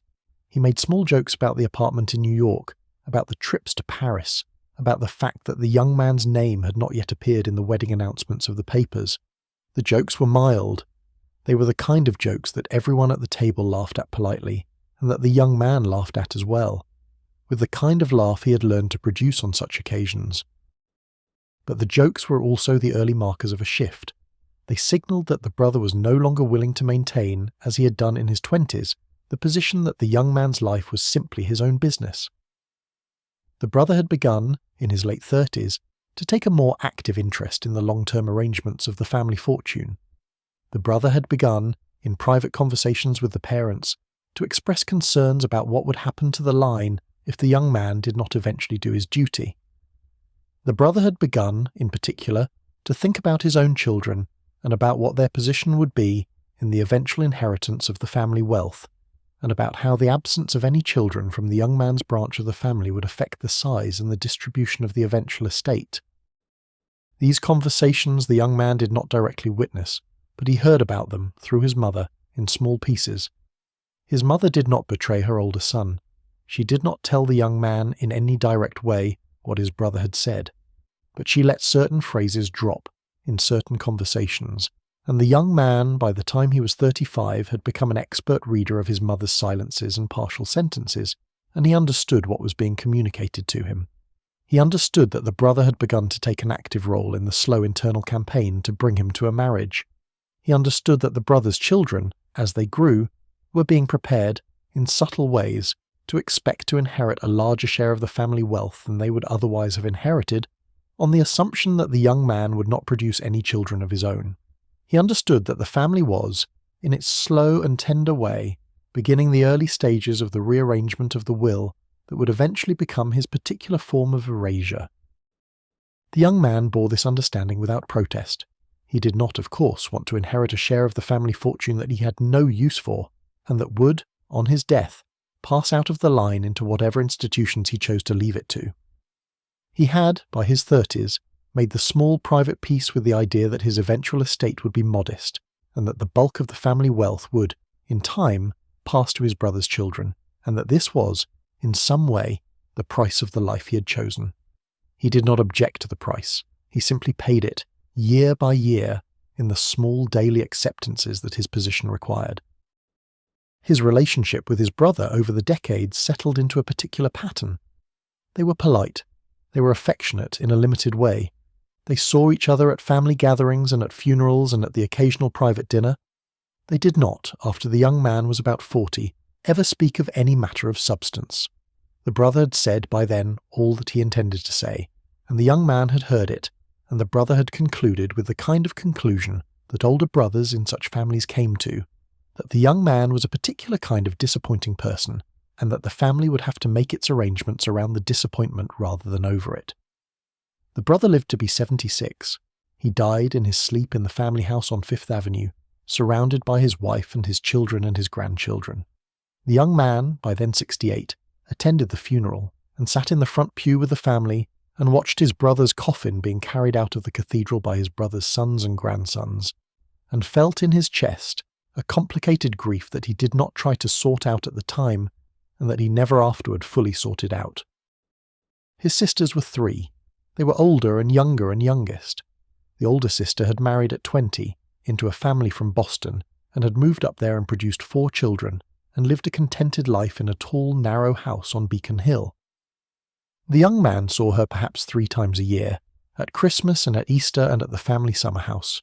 They had been close as children. They were less close as adults, partly because of geography, and partly because the older sister had, with her marriage, moved into a separate orbit that did not intersect easily with his own. She did not press him about his marriage. She did not, as far as he could tell, take much interest in his private life. She wrote him friendly letters, on a cream-coloured stationery, about her children and her garden and the doings of her Boston friends, and he wrote her back in a similar register, and the correspondence between them, while not deep, was steady, and was a comfort to him in its small steady way for 50 years. The younger sister was more difficult. She was 2 years younger than the young man, and she had been, in childhood, his most frequent companion. They had played together in the nursery, they had ridden together in the country. They had at certain ages shared particular secrets and particular jokes. She had been the sister who, of all his siblings, had loved him most freely and most openly. And it was she, of all his siblings, who had taken his refusal to marry most personally, and who had over decades struggled most with what she perceived as his withholding from her of the closeness that her childhood with him had led her to expect would be theirs forever. The younger sister married at 22 to a man she loved deeply, a man from a New York family less wealthy than her own but of impeccable lineage. They had a small wedding, and they lived in a brownstone on 69th Street, and they produced 2 children. She was by every external measure happy. But she had, in her relationship with her older brother, a particular wound that she did not know how to express. She felt, without being able to say why, that he had withdrawn from her somewhere in his 20s, and that the withdrawal had nothing to do with her, and everything to do with some private region of his life that he would not allow her to enter. She tried, at intervals over the years, to enter this region. She would arrange, every few months, a private luncheon with him, just the 2 of them, at a small restaurant near her house, and she would ask him questions in her direct way, about his life, about his friends, about why he had never married. He would answer her with the careful evasions that he had perfected, and she would press, gently at first and then more firmly, and he would close, in the way that he had learned to close, like a hand drawing back from a flame, and the luncheon would end after these encounters in a slightly cooler atmosphere than it had begun, and she would go home and weep, in private, in her sitting room, for a brother she felt she had lost without ever quite losing. He knew that he was wounding her. He could not see any way to stop. To tell her the truth was to place upon her a burden of knowledge that she could not in her position safely carry. To tell her the truth was to make her complicit in his life in a way that, if it ever became known, could have damaged her own marriage and her own children's prospects. He chose, year after year, to bear the wound rather than to inflict the knowledge, and the bearing of the wound was one of the most expensive things he ever paid for, and he paid for it for the rest of his life. The younger sister died at 57, of a sudden illness that took her in 3 weeks. He was at her bedside in her last days. He sat in a chair by her bed in the brownstone on 69th Street, and he held her hand, and they did not say very much, and at one point on the second to last day, she opened her eyes and looked at him very directly, and she said his name, and then she said that she had always loved him, and that she had always known he was carrying something, and that she had not been able to find a way to help him carry it. She said that she was sorry. She closed her eyes. She slept. She died the next day. He left the brownstone after her death, and walked the 20 blocks back to his own apartment and shut the door and sat down in his armchair, and remained sitting there without moving for several hours, while the early evening came and the room around him grew dark, and he did not turn on a lamp, and he did not light the fire, and he did not weep. He simply sat with the small final gift she had given him, the words that had told him that she had seen him after all, that she had known, in her own way, what he was, and that she had loved him through her knowing. It was the most painful gift anyone had ever given him, and it was also one of the most precious, and he kept it, in the way that one kept such gifts, in the back room of his mind, where he could go to it on certain hard evenings for the rest of his life. The younger sister was 11 years younger than he was.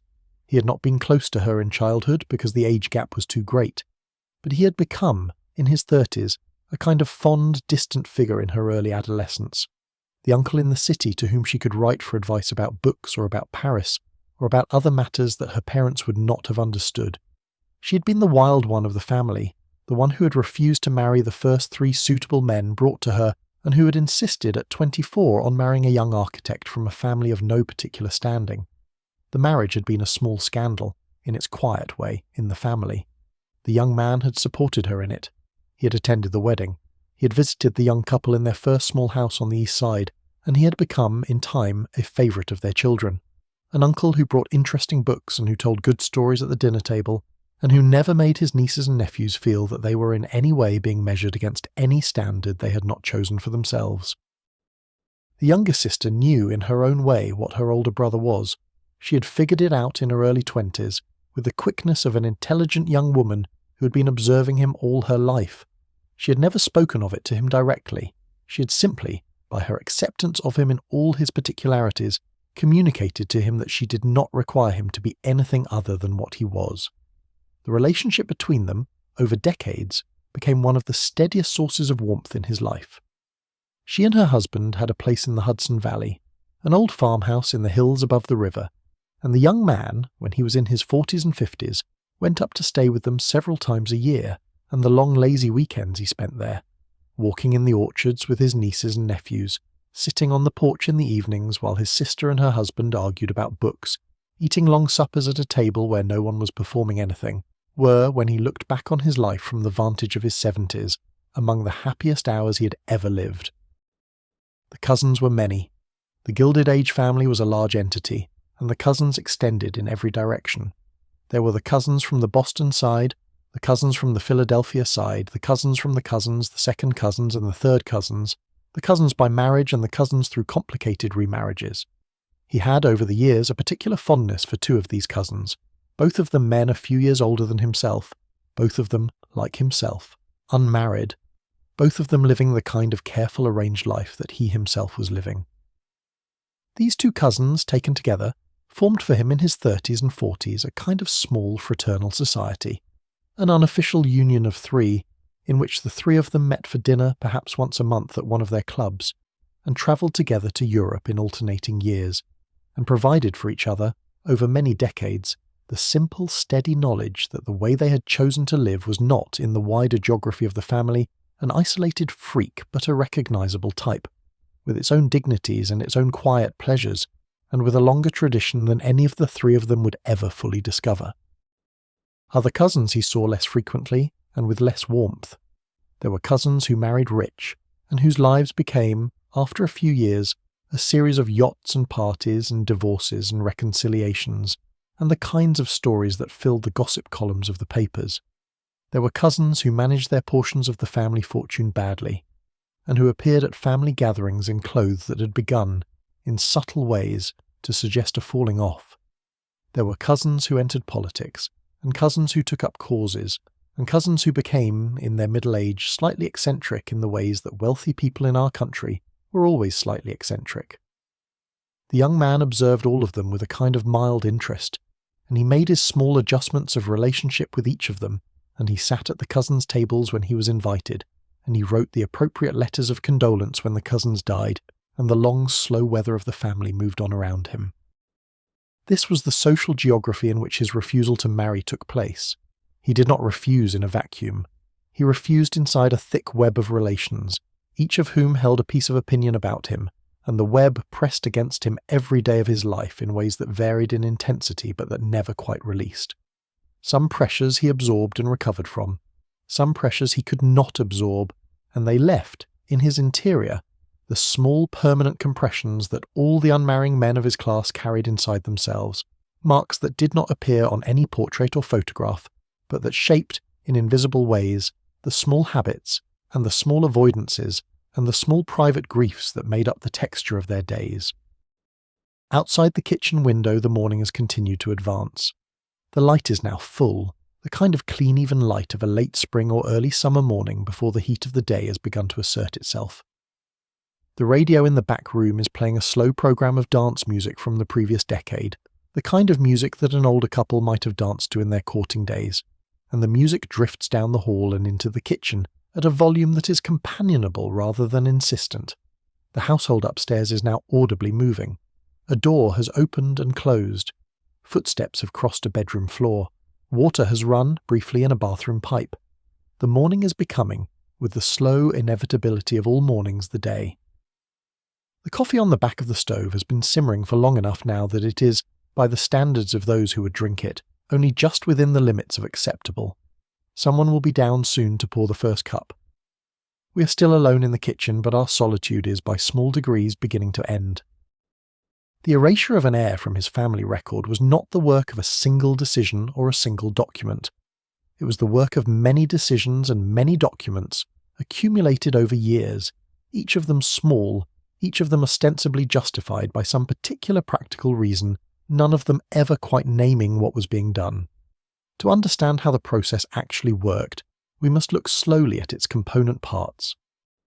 The first mechanism, and in many ways the most important, was the structure of the family trusts. The great Gilded Age fortunes were rarely held in the form of simple personal property. They were held in elaborate trust arrangements, designed by careful lawyers, intended to protect the wealth from a variety of dangers, including the danger of dissipation by any single member of the family. A typical arrangement, for a family of the kind we are describing, might involve a primary family trust holding the bulk of the wealth, with a series of smaller subsidiary trusts established for individual members of each generation. The terms of these trusts were not standard. They were custom drafted, in the offices of particular family law firms, by lawyers who had often served the same families for 2 or 3 generations themselves, and who understood the unwritten preferences of their clients, as well as the written instructions. Within these trust structures, an unmarrying heir could be quietly redirected. The terms of his particular trust might have been drafted with the assumption that he would marry and have children, and might have provided for the eventual distribution of his portion to those children. When it became clear that the children would not be produced, the terms could be quietly amended, through the careful exercise of powers reserved to the trustees, to redirect the eventual remainder to other beneficiaries. The heir himself, during his lifetime, would continue to receive the income from the trust, which was generally sufficient to maintain him in comfort, but the principal, which he might once have expected to control, would in fact never come under his hand. He would die a comfortable man, and the principal would pass, untouched by his preferences, to the children of his married siblings. This was, in many cases, an arrangement that the heir himself did not object to. He had no children of his own to provide for. He had perhaps some particular causes or institutions he might have wished to benefit, and these could often be accommodated through small specific bequests written into his own will. The bulk of the family wealth, going to nieces and nephews who had been raised inside the line, was, in his own view as well as the family's, the appropriate destination for it. But the legal mechanism by which this redirection was accomplished had its own quiet logic, and that logic, over time, did things to the heir's sense of himself that were difficult to fully articulate. He was a man who, technically, had received from his father and his grandfather a certain inheritance. He was also a man whose effective control over that inheritance was being gently and steadily reduced, through legal instruments executed by lawyers in offices he rarely visited, on the basis of decisions made by trustees who were, in many cases, his own married brothers and uncles. He was, in other words, being financially reorganized around his own private life, without any moment at which the reorganization could be said to have happened. It simply went on year by year in the careful prose of trust amendments and codicils, and the heir, when he looked at the small periodic statements of his accounts, could see, over decades, the slow change in the configuration of what was his. The second mechanism was the structure of the family records themselves. By the late 19th century, the great families of the American Eastern Seaboard had begun to produce, in significant volume, what we might call ancestral literature. These were the privately published family histories, the genealogical compendiums, the memorial volumes, the printed sets of letters and journals, the elaborate folio editions that the families commissioned for distribution among their members and for deposit in certain libraries. They were a particular form of self-memorialization, in which the family told itself the story of itself, generation by generation, with the deliberate intent of preserving for the future a particular version of who it had been. These volumes were edited. They were edited by family members or by paid professional researchers under family supervision, and the editing was always done with an eye to what the family wished to remember and what it wished to forget. In the earliest editions, produced perhaps in the 1870s or 1880s, when the unmarrying heir was still a young man and still actively present in family events, he would appear in the standard way. His name would be listed in his generation, his birth date would be given, his education would be noted, his clubs would be enumerated, his residence would be mentioned. He would, in short, be entered into the record in the manner of any other family member. but the families produced new editions every 20 or 30 years.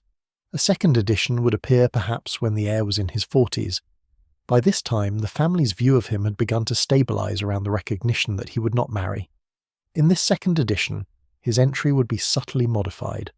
Where the earlier entry might have included a paragraph about his promising youth and his interests in his travels, the new entry might be reduced to a single sentence.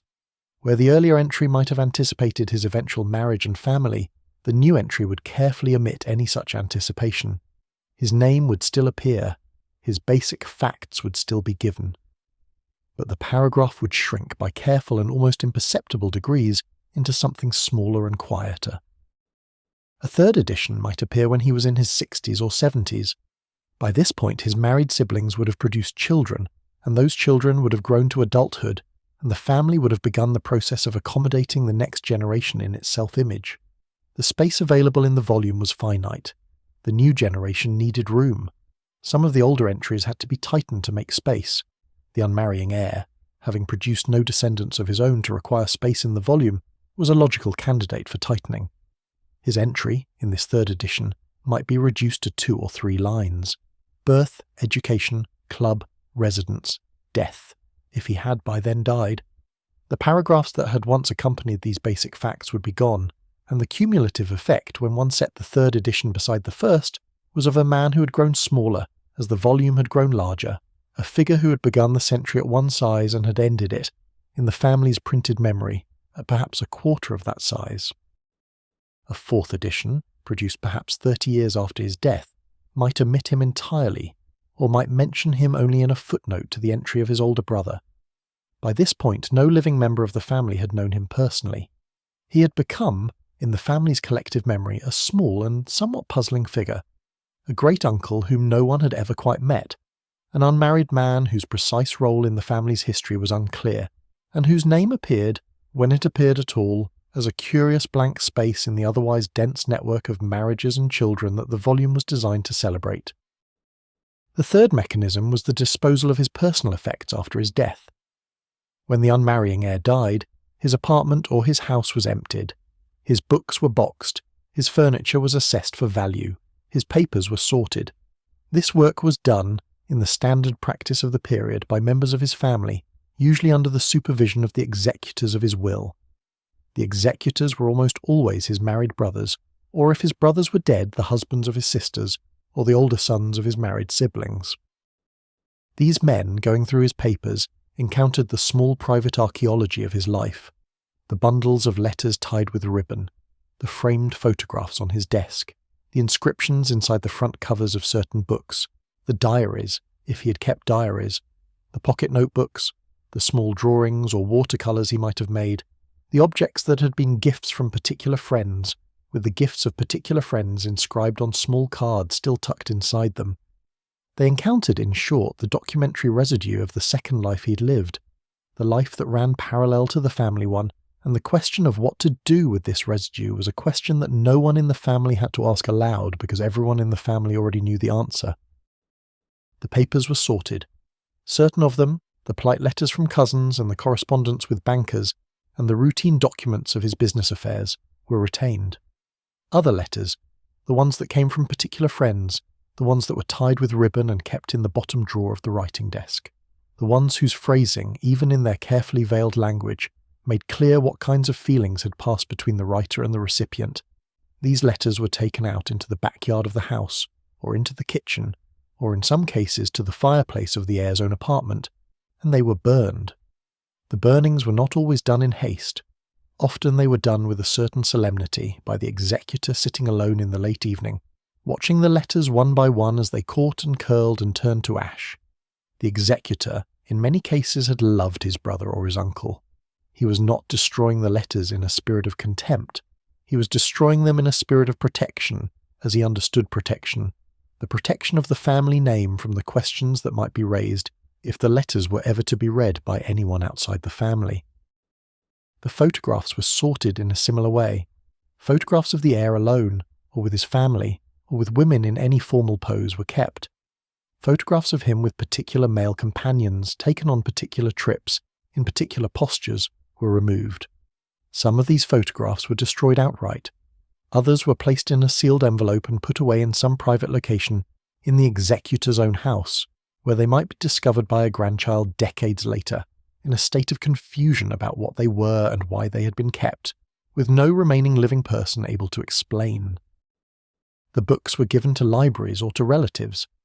The Book of Whitman's poems, with its early edition and its faintly creased spine, might be given by mistake to a niece who was interested in poetry, and might pass through her into the general circulation of family books, and might survive for that reason, while many other more dangerous documents were destroyed. Such accidents of preservation were the only reason that, in our own century, certain pieces of evidence of these lives have survived at all. The systematic process was destruction. The accidents of survival were the cracks in the system. The fourth mechanism was the burial itself, and the inscription on the gravestone. The unmarrying heir was buried in most cases in the family plot, alongside his parents and his grandparents, and eventually his married siblings. The stone for his grave was modest. It carried his name, his dates, and perhaps a single line of inscription. The line was almost always a phrase from Scripture, chosen by his executor, of a kind that was used for many such graves, and that committed the family to nothing in particular. He was buried correctly. He was given his place in the soil of the family plot. The form was observed. But the form was the form. It was not the same as the marker that a married sibling received. The married sibling lay beside his wife with their joint inscription, and the next generation of stones marking the graves of their children extended outward from theirs, forming, over decades, the visible map of the family's continuation in stone. The unmarrying heir lay alone. His stone did not radiate outward into any subsequent generation. He was, in the geography of the family plot, a dead end, a single marker without descendant stones beside it. Visitors to the plot walking among the graves would see his stone as a small interruption in an otherwise continuous pattern, and would not understand what they were seeing, and would move on. These were the visible mechanisms of erasure. There were also less visible ones. There were the conversations that did not take place. There were the dinner table memories that were not shared with grandchildren. There were the stories of particular trips that were never told. There were the songs that the heir had loved that no one in the family ever played at any subsequent family gathering, because no one in the family remembered that he had loved them. There were the rooms in which he had spent his happiest hours, which were sold or rearranged or repainted until no trace of his particular use of them remained. There were the friends of his who attended his funeral, and who, after that funeral, were not invited to any subsequent family event, and who therefore, over the decades, faded out of the family's awareness as completely as if they had never existed. The erasure was thorough, and it was patient, and it had no malice in it. That was perhaps the most striking thing about it when one looked at it carefully. The people who carried it out did not hate the heir. They had loved him, in their own way, in his lifetime. They were not, in their own self-understanding, doing anything cruel. They were simply, in the words of their own private rationale, doing what had to be done to maintain the family's standing in the world, to protect the children and grandchildren from the burden of difficult questions, to preserve the wealth in a configuration that would benefit the line for generations to come. They had been raised to perform these acts of careful maintenance, just as the heir himself had been raised to perform his careful refusals, and they performed them with the same kind of quiet, steady competence that had always characterized the family in all its dealings. The result, over the span of 3 or 4 generations, was that the unmarrying heir effectively vanished. He vanished from the family histories, he vanished from the family photographs, he vanished from the family conversations, he vanished from the family wills except as the ghost of a remainder that had been redirected elsewhere. He vanished from the family memory. By the time the children of his great-nieces and nephews were grown, he was, in the operative reality of the family, no longer there. He had been, in the most literal sense, erased. And yet, he had lived. He had lived a full life, with its own pleasures and its own griefs, its own friendships and its own work, its own quiet competencies, and its own small triumphs of integrity. He had walked through the rooms of his apartment in Paris on summer evenings, and he had stood on his porch in Connecticut on autumn mornings, and he had sat at his sister's table in the Hudson Valley on long Saturday suppers, and he had listened to particular music in particular concert halls, and he had read particular books on particular winter afternoons, and he had loved, in his careful and limited way, particular people, and he had been loved, in their own careful and limited ways, by them. None of this appeared in any document. None of this could be inferred from any official record. But none of it was less real for that. It was simply not preserved.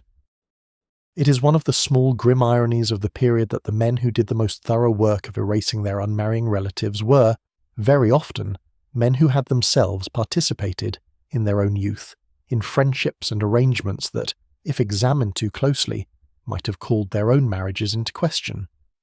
The married brother who burned his unmarried brother's letters was, in some cases, a man who himself had kept, in his own desk drawer for many years, a small bundle of letters from a particular college friend that he had also, in time, burned, in the years when his own marriage had settled into its long performance. The married uncle who quietly redirected the trust principle was, in some cases, a man who had himself, in his bachelor years, conducted certain quiet affairs that the family had agreed never to discuss. The erasure of the unmarrying heir was, in this sense, also a form of self-protection by the married members of the line, a careful clearing of the field that ensured that no inconvenient questions could be raised about anyone, because all the evidence of any inconvenient possibility had been destroyed. We are speaking here, of course, in generalities, of the broad pattern that recurred in many families in many particular cases. The individual instances varied. Some families were more careful than others, some were more humane than others, some preserved more than they meant to, some destroyed more than they had to. But the pattern was a real pattern, and it shaped the visible record of the period in ways that have only begun, in our own time, to be slowly undone, as researchers go back to the surviving fragments and try to piece together, from accidents of preservation, what the official record was so determined to remove. The man we have been following, the particular unmarrying heir whose life we are tracing here, would have known, in his own lifetime, that this pattern existed and that he was inside it. He would have known about the redrafting of the trust. He would have known about the editing of the family volumes. He would have anticipated with a certain calm acceptance what would happen to his papers after his death. He did, in fact, in the last years of his life, conduct his own small private campaign of selective preservation. He went through his own papers, in his own quiet study in the Connecticut house, in the evenings of his late 60s, and he sorted them himself, and he destroyed many of the letters he had kept, and he kept others. He destroyed the ones that he understood would be destroyed by his executors anyway, in order to spare his nieces and nephews the discomfort of doing it. He kept the ones that he believed could survive in the family record without raising questions. He arranged his own erasure, in this small way, to be conducted on his own terms, in his own hand, so that the executors who came after him would find a smaller and tidier task than they might otherwise have faced. It was, in its way, a final act of consideration for the family that was about to remove him. But he also, in those same evenings, did something else. He took the most precious of his letters, the ones from the particular friends who had mattered most to him over his life, and he sealed them in a small wooden box, and he wrote on the lid of the box in his own hand the name of a friend in Paris, a younger man by some years, whom he trusted completely, and he arranged, through his will, for the box to be sent to that friend in Paris after his death. The friend in Paris, when he received the box, would understand what it contained and would know what to do with it. He might keep it, in his own apartment, as long as he himself lived. He might pass it, in his own turn, to another younger friend. The box might, by such small acts of trust between men who had no formal relation to one another in the eyes of any institution, survive for many decades, passing from hand to hand, preserving its small cargo of correspondence in defiance of all the official mechanisms of forgetting. We do not know what became of the box in his particular case. It is one of the things in this kind of history that we are often unable to recover. But we know that such boxes existed. We know that such small acts of preservation took place between particular friends in particular cities across particular decades. We know that not everything was destroyed, and we know that the unmarrying heirs of the Gilded Age, even as they were being systematically removed from the official memory of their families, were sometimes, in small and informal ways, preserved by the people who had loved them in the particular ways that the official memory could not acknowledge, and that pieces of their lives have, by such roundabout means, made their way down to us, where we can sit with them now on this particular morning and feel something of the long shape of what their lives must have been. The kitchen has reached by now the small turning point at which a morning becomes itself. The coffee on the back of the stove has been poured into a porcelain cup by a hand we have not seen, and the cup has been carried out of the room by that same hand, and a small saucer with a few crumbs of toast on it has been left on the counter. We have not been observing the kitchen closely enough to know who has come down. We have been with our heir, in our other century, and we have only half noticed the slow waking of the house around us. Now we look up, and the kitchen is empty again, but it has been visited in our absence by a member of the household whose morning has now begun. The radio is still playing, more quietly than before, the slow string music of the morning programme. The light through the window is now the full morning light. We will let the kitchen be, and we will return to our heir. A life like the one we have been tracing was not lived alone. It was lived in the company of certain particular friends, and these friends, taken together, formed the closest thing the heir had to a chosen family. They were the people who knew him, in the deeper sense of the word, and they were the people for whom he did not have to maintain any of the careful performances that the rest of his life required. The first of these friends, in his 30s, was an older man, perhaps 15 years his senior, a man who had inherited a similar kind of position in a similar kind of family, and who had been, by the time the heir met him, living the life of the careful older bachelor for nearly 2 decades. This man was, by the heir's first acquaintance with him, in his middle 40s. He kept rooms in a building on Madison Avenue. He had a small house in the country, on the north shore of Long Island. He was, in his public life, a quiet figure on the boards of certain museums and certain hospitals, the kind of man whose name appeared in small letters at the bottom of certain printed programs, and whose face was familiar at certain particular dinners, but who was never, in any sense, in the foreground of the city's attention. He was a man who had perfected the art of being present in the world without being conspicuous in it. The heir met him through a mutual acquaintance at a club. They sat next to each other at a long table at a dinner in honour of some retiring trustee, and they fell into conversation in the way that 2 intelligent men sometimes do, with an immediate ease that surprised both of them. They spoke of books, they spoke of paintings, they spoke of a small art show that had recently opened at a gallery they both visited. The conversation continued with breaks through the entire dinner, and at the end of it the older man invited the heir to come up to his rooms for a brandy and a cigar, and the heir accepted, and they walked the few blocks to the older man's building, and they sat in his sitting room for 2 more hours, and they spoke of 1,000 things. And at some point in the conversation, in a way that the heir could not quite afterward reconstruct, it became understood between them, without anything explicit having been said, that they recognised each other as a particular kind of man. The friendship that grew between them over the next several years was not romantic, in the sense of a love affair. The older man had a settled attachment of his own, of long standing, with another older bachelor who lived several blocks away, and the heir had his own arrangements that were not displaced by the new friendship. The friendship was, instead, the friendship of 2 men of similar position who could speak to each other without code, who could mention particular concerns without translation, who could plan a quiet trip to Europe together without the trip being misunderstood. The friendship became, over a few years, one of the most important relationships of the heir's life. The older man taught him, simply by being older and having longer experience, how to manage the years ahead. He taught him about the small etiquette of bachelor life, about which clubs were comfortable for men like themselves and which were not, about how to arrange one's calendar so that the family obligations and the private life did not collide, about the small generosities one could afford to one's particular friends without raising the eyebrows of the household servants, about 100 small matters that had no name and no manual but that were essential to the smooth conduct of a life like theirs. The 2 of them travelled together several times to Europe. They went on their first trip to Italy, and they spent 6 weeks moving slowly from Venice to Florence to Rome, staying in pensions rather than in grand hotels, eating at small restaurants where the older man knew the proprietors, walking in the mornings through galleries and in the afternoons along rivers and through public gardens, and sitting in the evenings at outdoor cafes drinking wine and watching the local life go by. On this trip the heir saw, for the first time in his life, a particular kind of freedom that he had not previously known existed. He saw that 2 men could travel together in public for weeks at a time, taking their meals together, sharing rooms in hotels, and that no one in the streets of Florence or Rome would think anything of it. He saw that the suspicions that hung over such travel in New York simply did not hang over it in Italy, or hung over it so much more lightly that it might as well not have been there. He came back from this trip changed, in a way that he could not have described to anyone in his family, but that he carried with him for the rest of his life. He knew now, with a knowledge that was not abstract but experiential, that a different kind of life was possible, even if only on a particular continent, and even if only for limited periods. The knowledge gave him strength. The second great friend of his middle life was the man who replaced the instructor, after the instructor had moved away to the other university.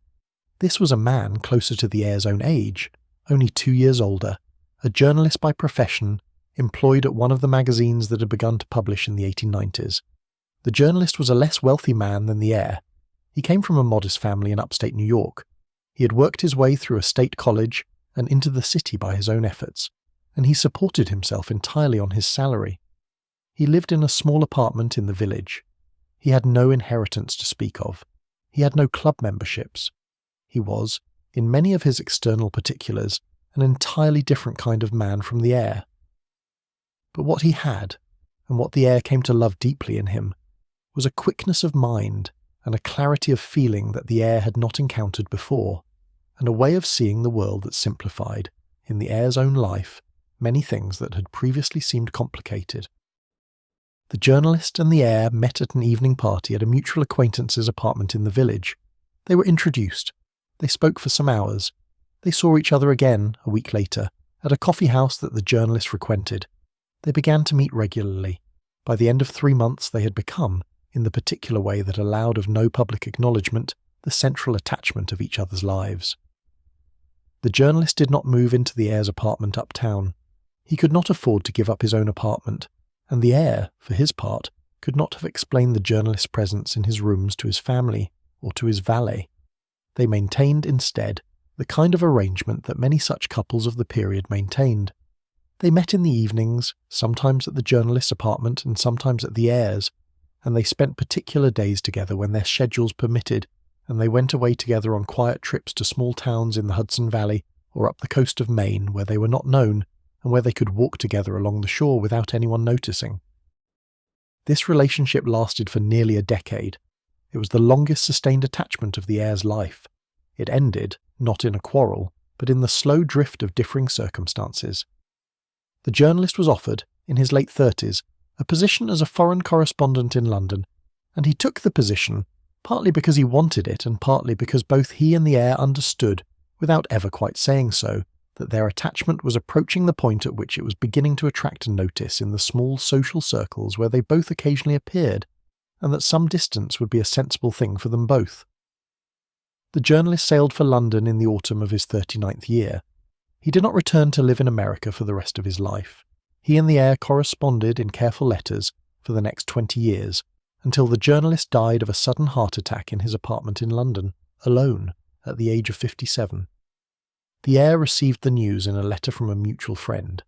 He read the letter in his sitting room in Connecticut in the late afternoon, and he sat with it for a long time, and he did not that evening eat any supper, and he went to bed early and did not sleep, and the following morning he got up and made his coffee and went out into the garden, and pruned, with great care, a particular rose that the journalist had once admired on a visit many years before, and that was the form of his mourning.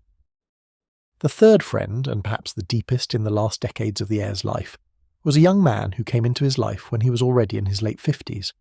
The young man was 30 years his junior, a painter, born in a small town in the Midwest, who had come to New York to make his way in the art world and who had been struggling, in the way that young painters struggled, to find his footing in a city that was indifferent to him. They met at an exhibition. The heir had wandered into a small gallery in the village on a Saturday afternoon, and he had seen, on one of the walls, a painting that arrested him. It was a small canvas, no more than 2 feet on a side, of a window seen from inside a dim room, with light coming through the window and falling on a single empty chair. The painting was not technically extraordinary. It was, in fact, the work of a young painter who was still finding his way. But it had something in it that spoke to the heir directly, some quality of solitude observed without sentimentality, some particular angle of seeing that he had not encountered before in any other painting. He stood in front of it for a long time. He spoke to the gallerist, he bought the painting, he asked who the artist was, and the gallerist arranged the following week for the artist to come to the heir's apartment to discuss the placement of the painting in its new home.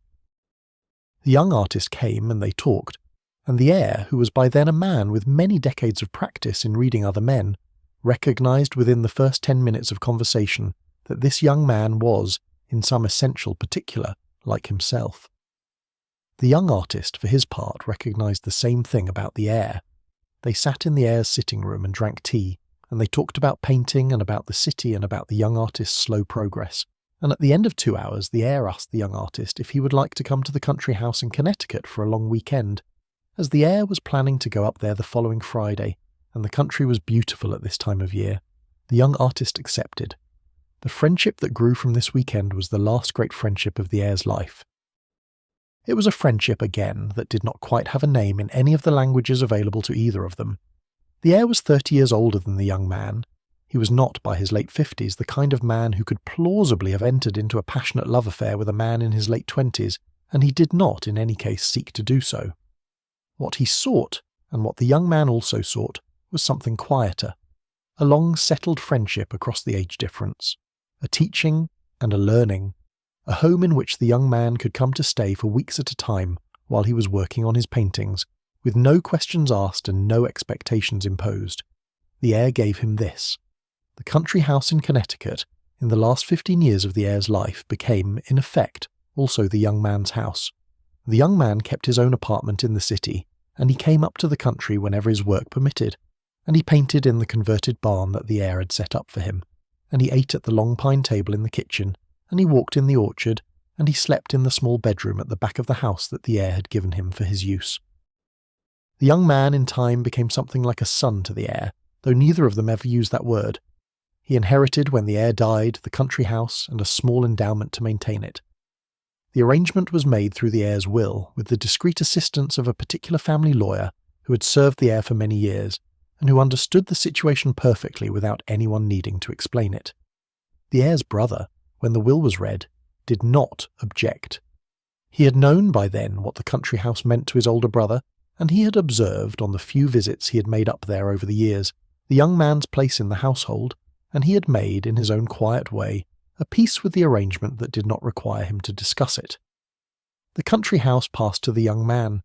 The young man kept it for the rest of his own life, which was a long one, and he lived in it, and painted in it, and grew old in it, and when he died, in his own turn he passed it on, through his own will, to another younger artist whom he had taken in, and the house continued by such informal transmissions to serve a particular kind of life across several generations, until eventually it was sold in the late 20th century to a couple from New York who knew nothing of its history and who used it as a weekend retreat.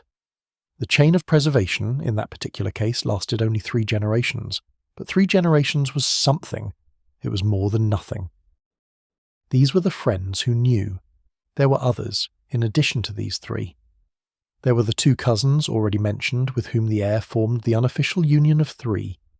There were a handful of friends in Paris, met through the older bachelor and through the journalist, who became, over decades, a separate European chapter of his life. There were a few college friends with whom he remained in touch, in various states of careful intimacy, throughout his life. There were a few much older men whom he came to know in his middle years, men who were already old when he first met them, and whose stories of their own lives told in fragments over evening dinners gave him the long sense of how a man might live such a life all the way through, into a graceful and dignified old age. There were younger men, in his late years, who came to him as the older men had come to him in his own youth, and for whom he became, in his own quiet way, an older mentor in turn, completing the small generational chain. These friendships were the substance of his life. They were what he had instead of a wife and children.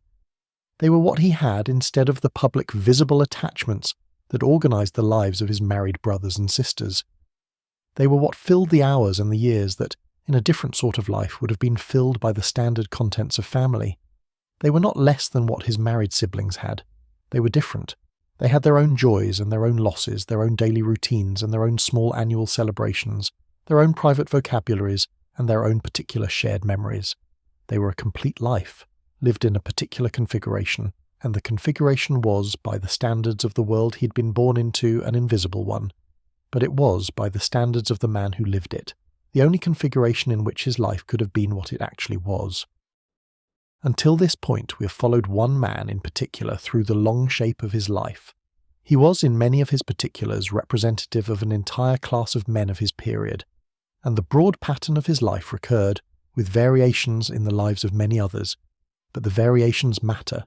They matter because each man who walked this path walked it slightly differently, and the differences are part of what we have to recover if we are to give such lives back something like their true texture. Let us therefore slow down and follow a second man, born into a similar family but into a slightly different temperament, and let us see how the same pressures shaped a different life. The second heir we will consider was born about 10 years after the first. He grew up in a family from Philadelphia, an old Quaker family that had crossed, in the generation of his grandfather, from a position of comfortable mercantile prosperity into the more glittering wealth of the railroad era. His grandfather had been a director of one of the great trunk lines. His father had inherited the directorship and had multiplied it, through judicious investments, into a fortune larger than his grandfather's had been.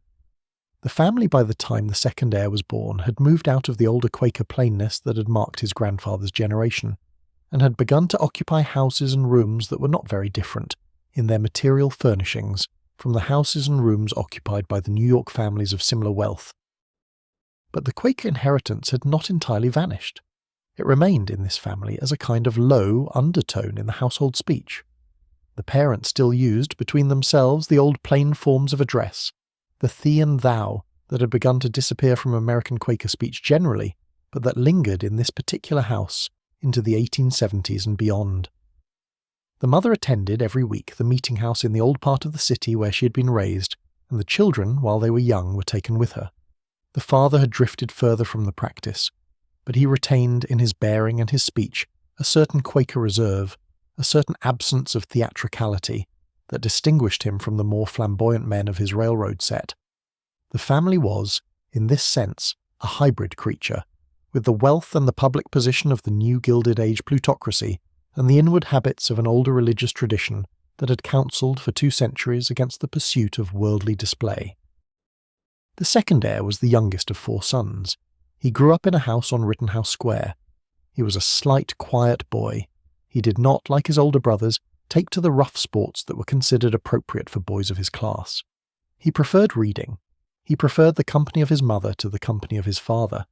He spent long afternoons in the upper drawing room of the house, where his mother kept her own small library, reading whatever books she had recently acquired, often books of poetry and books of devotional writing, sometimes books of natural history, occasionally novels.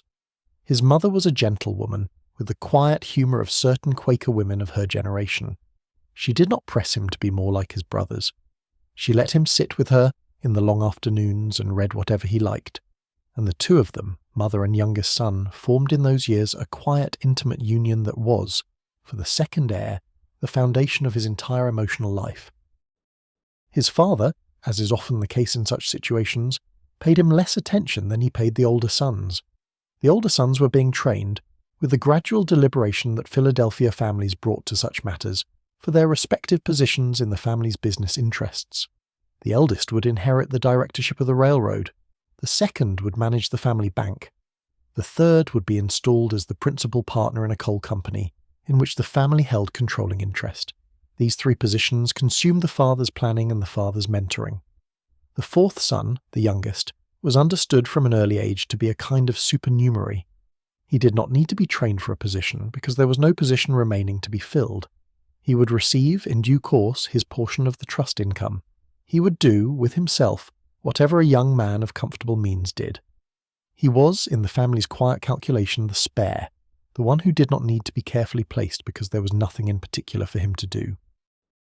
This was both a freedom and a burden.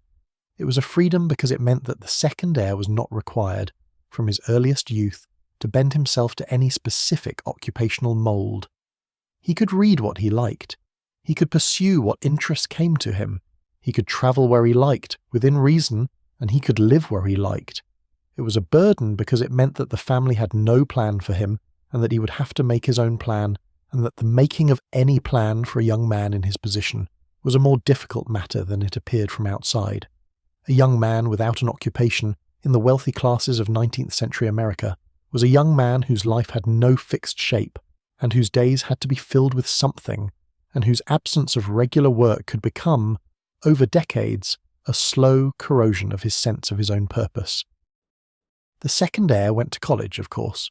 He went not to one of the New England colleges, but to the small Quaker college outside Philadelphia, where the men of his family had gone for several generations. The college was quieter than the New England ones and smaller, and its general atmosphere was less aggressively masculine.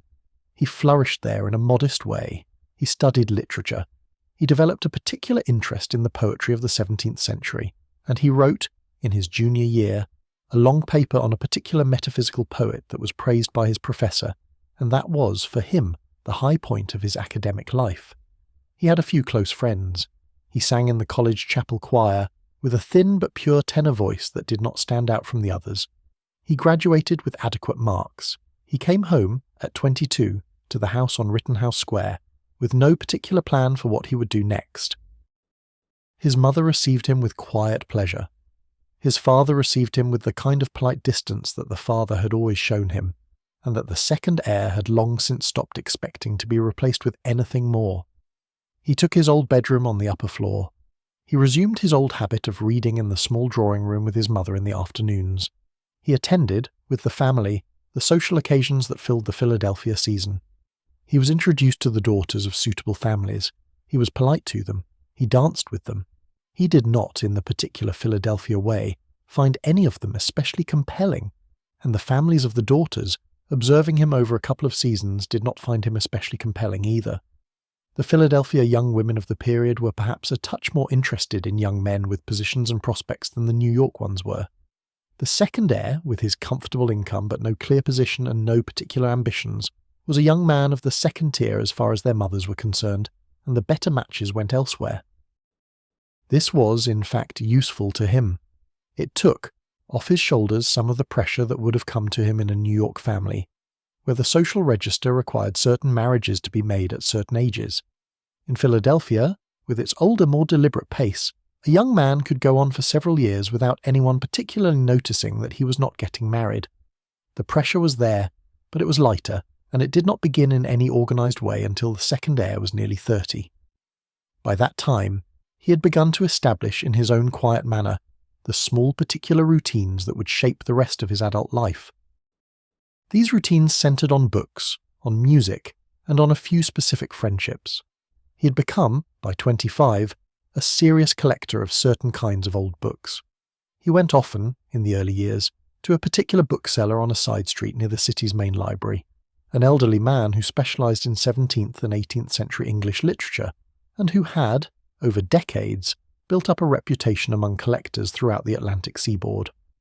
The second heir spent many afternoons in this shop. He learned slowly the elements of bibliography. He learned to recognise particular bindings, particular paper stocks, particular printers' marks. He learned, with the bookseller as his patient teacher, what to look for and what to avoid.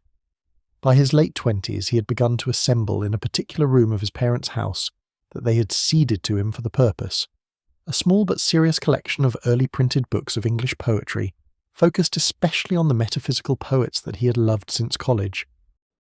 The bookseller became in time more than a teacher. He became one of the second heir's closest friends. He was an older man, in his 60s when they met, a widower whose wife had died many years before, and whose only son had been killed in the Civil War. He lived alone, in rooms above his shop, surrounded by his books. He was a man of considerable learning and no particular ambition. He had, in his own youth, formed a particular attachment of his own to another young man with whom he had run a bookshop in his 20s, and the attachment had ended painfully when the other young man had married, and the bookseller had carried, ever since, a particular kind of quiet grief that the second heir in time came to recognise and to honour. The friendship between the second heir and the bookseller was, in this way, the friendship of two men of different generations who recognised each other across the age gap as having lived, in their respective times, the same particular kind of life. They did not speak of this directly. They simply, over many afternoons in the shop, drank tea together and discussed books, and the conversation that ran beneath the conversation was clear to them both. The bookseller died when the second heir was 34. He left the shop in his will to a younger assistant, but he left to the second heir a particular small volume that he had kept on a high shelf for 40 years. It was a 17th century edition of the poems of Henry Vaughan, in its original binding, with an inscription on the flyleaf in a hand that the second heir did not recognise, dated 1840, with a single line in Latin that the second heir, with his college education, was able to translate. The line said, in English, "May we always remain to each other what we have been." The second heir, when he read the inscription, understood at once who must have written it and to whom, and the small book, which arrived at his house in a wrapped parcel a few days after the bookseller's funeral, became thereafter the most precious object in his collection. He kept it for the rest of his life. It passed, after his death, to a particular friend of his own, with a similar wrapped parcel and a similar small inscription, and it continued, by such small private transmissions, to move from generation to generation of men who could understand it, until eventually it ended up, in our own century, in the rare book collection of a major university, where it now sits in a temperature-controlled vault, and where the librarians who handle it have no idea what its real history is.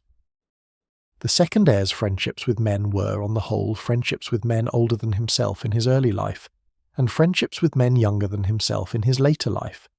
He did not, in his 20s and 30s, have many close attachments with men of his own age.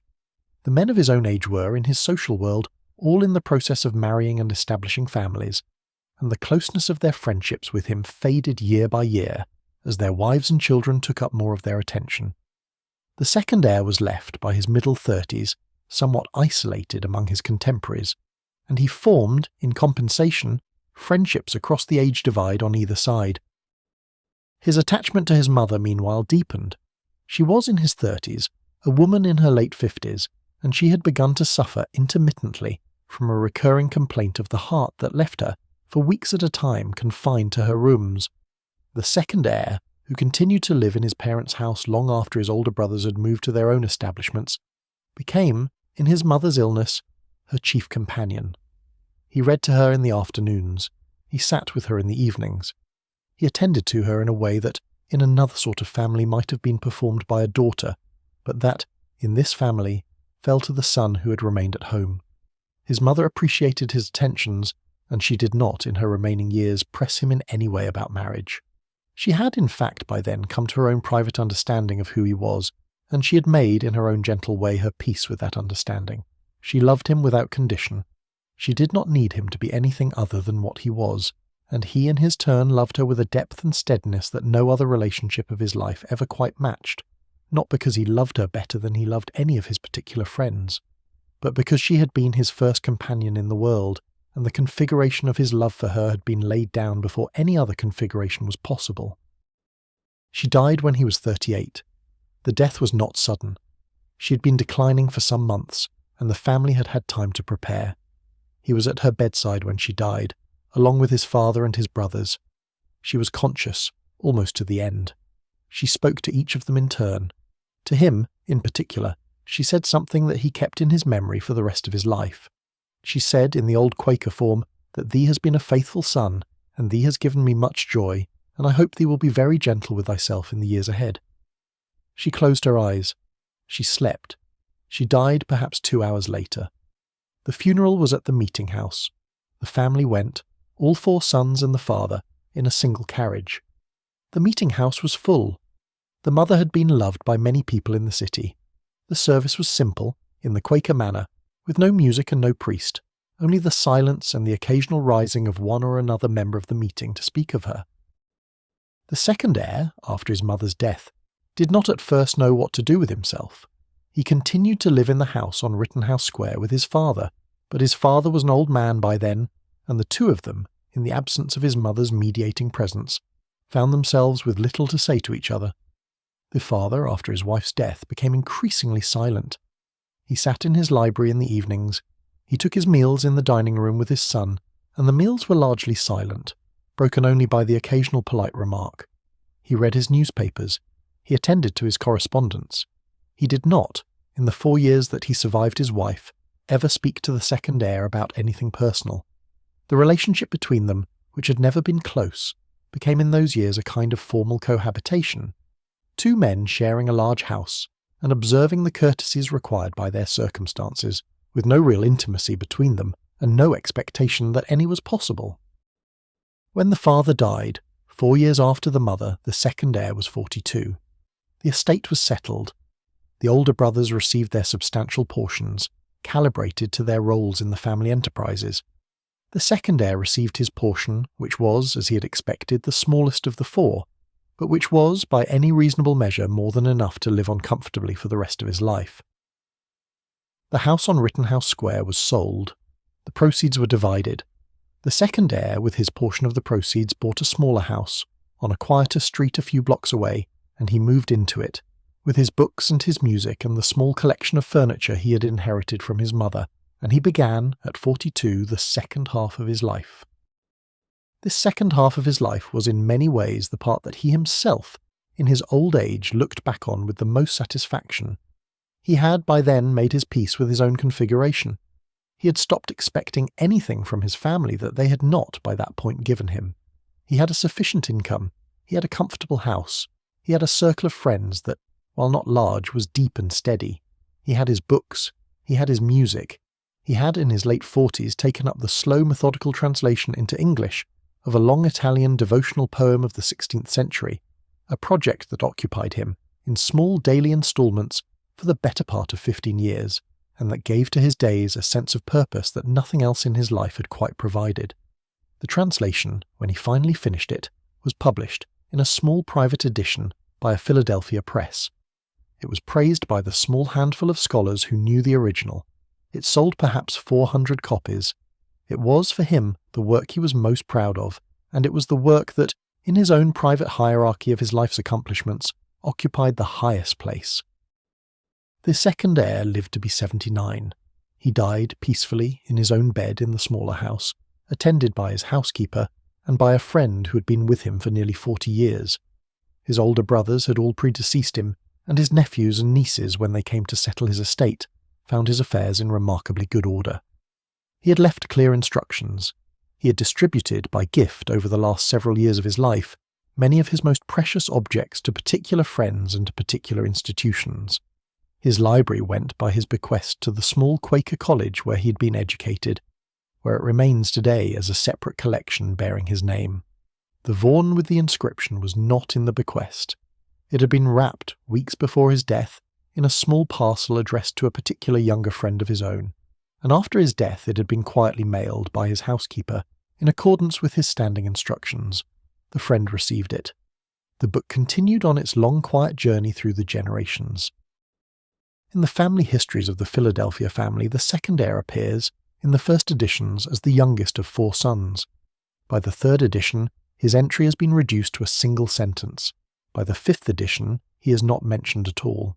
The translation of the Italian poem appears in no family record, because no member of the family had any interest in poetry in Italian, and no member of the family understood the place that the project had occupied in his life.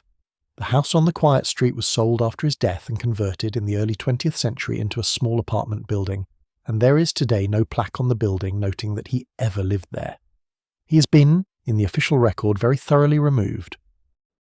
But the library at the Quaker College is still called by his name, and the Vaughan, in the university vault, still carries the inscriptions of every man who has ever owned it.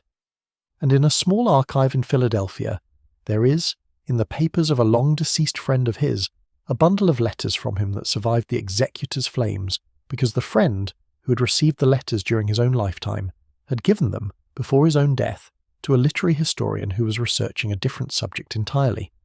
The historian, finding the letters, recognized their interest and deposited them with the archive, and they sit there now, in a folder in a box available to be read by anyone who knows to ask for them, and they constitute, taken together, a small but real record of what the second heir's life had actually been. The official memory had wanted them gone. They are still here. These 2 men, the first heir and the second heir, lived parallel lives in adjacent decades, in cities a few hours apart. They never met, that we know of. They might have passed each other in the streets of New York on some particular afternoon, or seen each other from across a hotel lobby in Paris, or attended the same concert in Boston, without knowing that the man on the other side of the room was, in essential ways, a brother to them. The world they lived in did not give them a vocabulary for finding each other in any organized way. They had to find each other when they found each other, one at a time, in the slow accidents of friendship and coincidence, in particular cities and particular rooms. And yet, taken together, the two of them, and the hundreds of others like them whose lives we have not had time to trace, formed a kind of invisible community across their period. They lived parallel lives. They made parallel adjustments. They paid parallel costs. They preserved parallel small pockets of what mattered to them. They were erased by their families, by parallel mechanisms, and in our own century, in the slow recovery of their lives by historians and writers and readers like ourselves, they are beginning very gradually to be put back together fragment by fragment into something that resembles a collective portrait, the portrait of a quiet and almost invisible part of the history of the country that we have only recently begun to know was there. We come now to the long quiet evening of these lives, the years from 60 onward, when the urgent decisions had all been made and the world had settled into a pattern that no longer asked very much of them, and when the days, having been bargained for over so many decades, could finally be lived in the configuration that the heir had always inwardly preferred. These years, in his telling, were the best years of his life. They were also, in many small ways, the strangest, because they took place in a body that was slowing down and in a world that was changing more rapidly than any world he had previously lived through. The first heir, whom we have followed most closely, retired from his nominal position at his father's firm in his 63rd year. The retirement was not, in any meaningful sense, an interruption of his daily routine, since he had never really worked at the firm in any serious way. He had attended occasional meetings, he had signed occasional documents, he had been present in the form required by his name at the firm's annual dinners. The retirement consisted of his name being removed from the list of partners and a small gold watch being presented to him at a private luncheon, attended by his brother and a few cousins. He thanked the gathering. He returned to his country house in Connecticut the same afternoon. The change in his life was, in any concrete way, imperceptible. But the symbolic significance of the retirement was considerable. With it, the last formal tie to the structure of his father's world was loosened. He no longer had any official role to perform. He no longer had any reason to spend particular days at any particular desk in any particular building in the city. He was, in the eyes of the family and of the city, a man whose visible duties were now entirely over. He had, of course, social duties that continued. He had family events to attend. He had certain board memberships of the museum and charity sort that he retained, but these were of his own choosing and could be arranged around his own schedule. He had, for the first time since his early 20s, no required pattern imposed on his days from outside. His time was now, finally, almost entirely his own.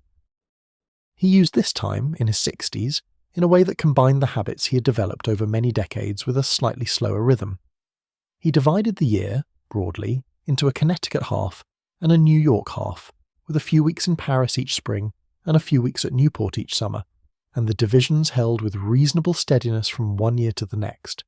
He kept the apartment in New York, though he was rarely there for more than 10 or 15 days at a stretch. He kept the apartment in Paris, though his visits were now shorter than they had been in his 40s and 50s, partly because the journey had become more tiring, and partly because his particular friends in Paris had begun, one by one, to die. He maintained the country house in Connecticut as his principal residence, and the rhythms of country life, which had once been an interruption in his city schedule, became now the steady ground tone of his year. In Connecticut, his days followed a pattern that he had worked out, almost without thinking, over a period of several years. He woke early, often before 6, which had not been his habit when he was younger, but which came to him naturally in his 60s as it comes to most older men. He drank his first cup of coffee in his bedroom by the window, looking out at the orchard and the slow lifting of the morning. He bathed.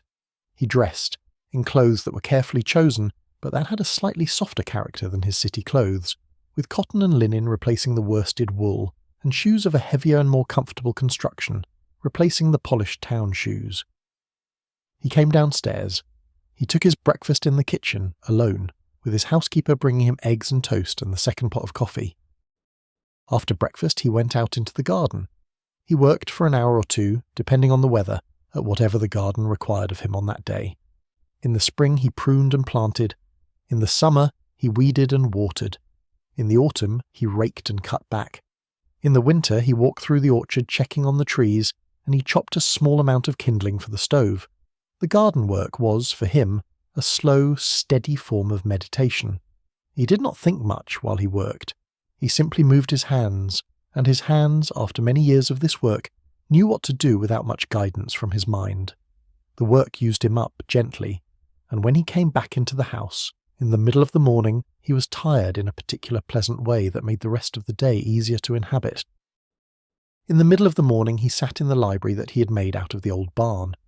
The barn had been converted over the course of several years in his 50s into a single large high-ceilinged room lined with bookshelves of plain pine, with a stone fireplace at one end and a worn old Persian rug on the floor, and a series of wooden tables arranged around the room for reading and writing. There were windows on 3 sides, with curtains that he kept open all day to let in the changing light.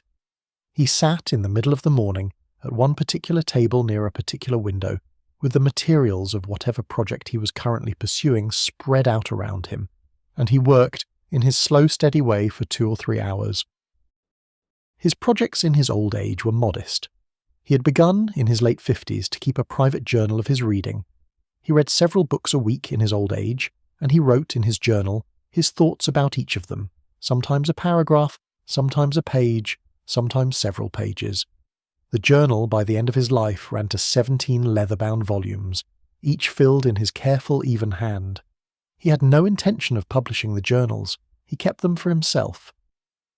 They were the form in which he thought about what he read, and over the years they became, in their accumulation, a kind of intellectual autobiography, the record of how a particular mind had moved through a particular library across decades. He had also begun, in his 60s, a slow project of writing his own memoirs.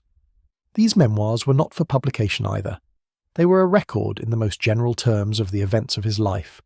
He wrote them in a way that omitted, almost entirely, the particular friendships that had been the heart of his actual existence. He could not, in any document that might survive him, write directly about the men who had mattered most to him. But he wrote about his childhood. He wrote about his travels. He wrote about his work in the garden. He wrote about his collection of paintings. He wrote about the books he had loved. He wrote, in a sense, the public skeleton of his life, while leaving its private flesh entirely unrecorded.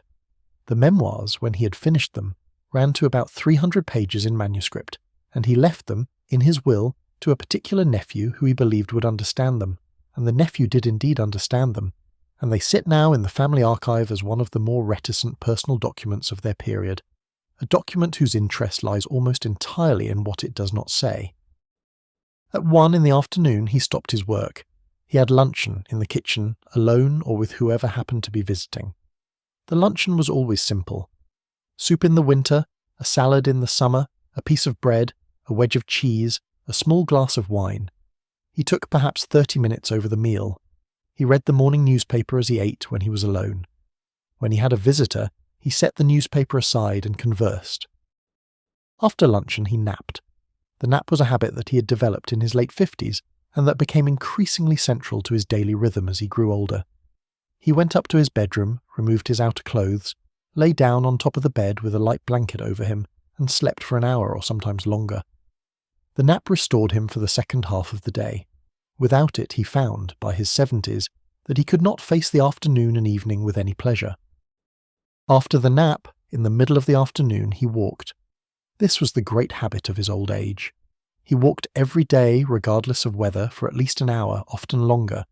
The walks were in the country around his house. He had, over the years, established a few favourite routes. There was the loop through the orchard and out along the stone wall and back through the woods, which took him about an hour. There was the longer walk down the dirt road past the old mill and across the bridge over the stream and up the hill to the small cemetery and back, which took him nearly 2 hours. There was the very long walk, which he took only on the best days, along the ridge above the river, with its views of the water and the distant blue hills, and which could take him 3 hours or more. On these walks he often walked alone. Sometimes, when the young painter was staying with him, the young painter walked with him. Sometimes, when a particular friend was visiting from the city, the friend walked with him. Most often, he walked alone, and he thought, while he walked, about whatever was on his mind that day, or sometimes about nothing in particular, simply taking in the look of the light on the trees, the sound of the wind in the leaves, the small detail of a particular plant by the side of the road. The walks were, for him, what the long Sundays at the meeting house had been for the Quaker family of the second heir, a steady weekly practice of the contemplative life, conducted without any formal theology but with all the practical effects that such practices are meant to have. They calmed him, they cleared him, they gave him, day by day, the slow recovery from whatever small wounds the world had inflicted that day, and they prepared him, day by day, for whatever small wounds the next day would bring.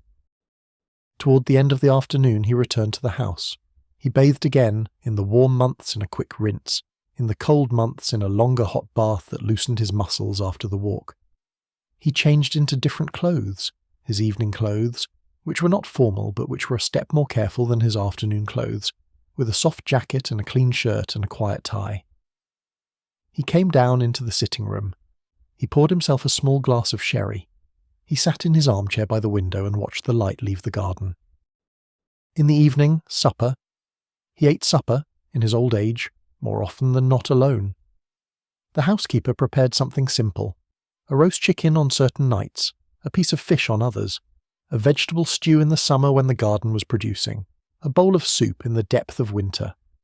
He ate at the long pine table in the kitchen, with a candle burning on the table and the lamp turned low on the counter, and he read, often while he ate, from a volume of essays or poetry, with the book propped against the salt cellar. The meal took an hour or so. He ate slowly. He drank a glass of wine. He finished sometimes with a small piece of fruit, an apple from the orchard in season, a pear in the autumn, a few grapes in the summer. After supper the evening was his own. He often read in the library. He sometimes played the piano in the sitting room. He sometimes simply sat by the fire in the cold months watching the flames, with a glass of brandy at his elbow. He went to bed early, by the standards of his earlier life. Often he was in bed by 9:30. He read in bed for a while, 20 or 30 minutes, sometimes longer if he was engrossed in a particular book. He turned out the lamp. He lay in the dark for a moment, listening to the small sounds of the house settling, and then he slept. This was the pattern of his days. It varied, of course. There were days of bad weather when he did not walk. There were days when he had visitors and the rhythm was different. There were illnesses, several of them by his 70s, that interrupted everything for weeks at a time. But the pattern, when it was not interrupted, was the steady ground of his existence, and the pattern, taken as a whole, was the life he had been working all his adult years to be able to live. It was, he sometimes thought, a kind of monastic life. Not in any religious sense, but in the older sense of the word. The sense in which a particular small community of men, in particular rooms in particular buildings, organised their days around regular hours of work and reading and prayer and silence and small meals taken in common. He had no community of monks. He had only himself, his housekeeper, his occasional visitors, the young painter when the young painter was in residence. But the inward shape of his life had the inward shape of monastic life. It had renounced the standard outward forms of fulfilment. It had organised itself instead around an inward set of practices that returned to him, day by day, the goods that those outward forms could no longer provide. The renunciation was not, for him, a sad one. It had been imposed on him originally by the circumstances of his birth and the configuration of his desires, but he had, over decades, made it his own, and by his 70s it was no longer a renunciation in any meaningful sense. It was simply who he had become. He thought sometimes, in these late years, about the men he had loved. They came back to him, in the long quiet evenings, in particular detailed memories. The instructor in the rooms in the college quadrangle, on the rainy autumn evening when the conversation had fallen into silence, and a hand had reached across the small distance. The older bachelor with whom he had travelled to Italy in his 30s, sitting at a cafe in Rome late in the evening, telling some long story about his own youth that the heir had loved but had now mostly forgotten.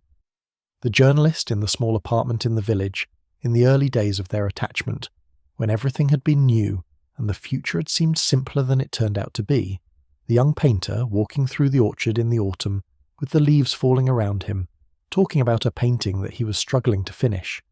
These men returned to him, in the late evenings, with a small clarity of figures in a long gallery, each of them in his particular light, each of them carrying his particular gift. He did not mourn them in the conventional sense. He had mourned them when they died, in the careful private way he had been allowed to mourn them, in his own rooms, with no one watching, and he had made his peace with each of their deaths over a long period afterward.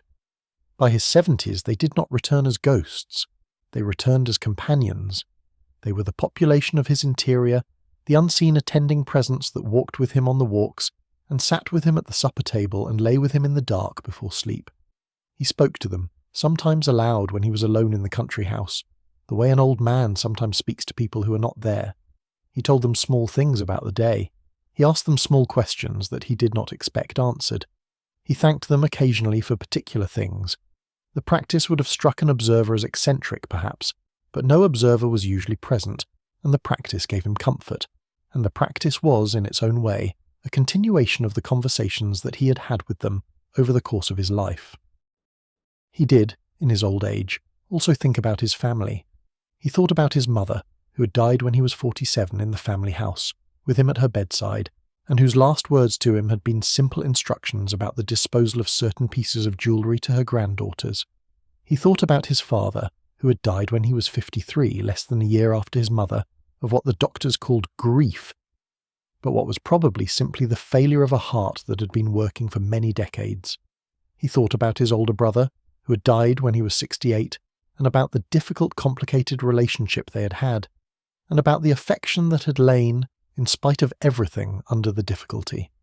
He thought about his younger sister, the one who had died at 57, and whose last words to him in the brownstone on 69th Street he carried with him forever. He thought about his older sister, who outlived him by some years, and about their careful, steady correspondence across the decades. He thought about his youngest sister, who had been his closest ally in the family, and about her children, who had grown up to be the family members who knew him best. He had no regrets exactly. He had, he sometimes thought, a kind of long, quiet acceptance of the particular life he had lived. He had not been able, in the world he was born into, to live any other kind of life that he could imagine actually wanting. He had made the small compromises that the world had required of him, and he had preserved in the spaces around those compromises the things that had been essential to him. He had loved, and he had been loved. He had read, and he had been read. He had walked through many rooms, and he had sat in many gardens, and he had watched many sunsets, and he had heard many particular pieces of music played by particular friends in particular evenings. He had, by any honest accounting, had a full life. The fullness was not the fullness that his brother's life had had. It was a different fullness. It was, he sometimes thought, in certain ways, a richer fullness, because it had been more chosen and more attended to and more aware of its own configuration.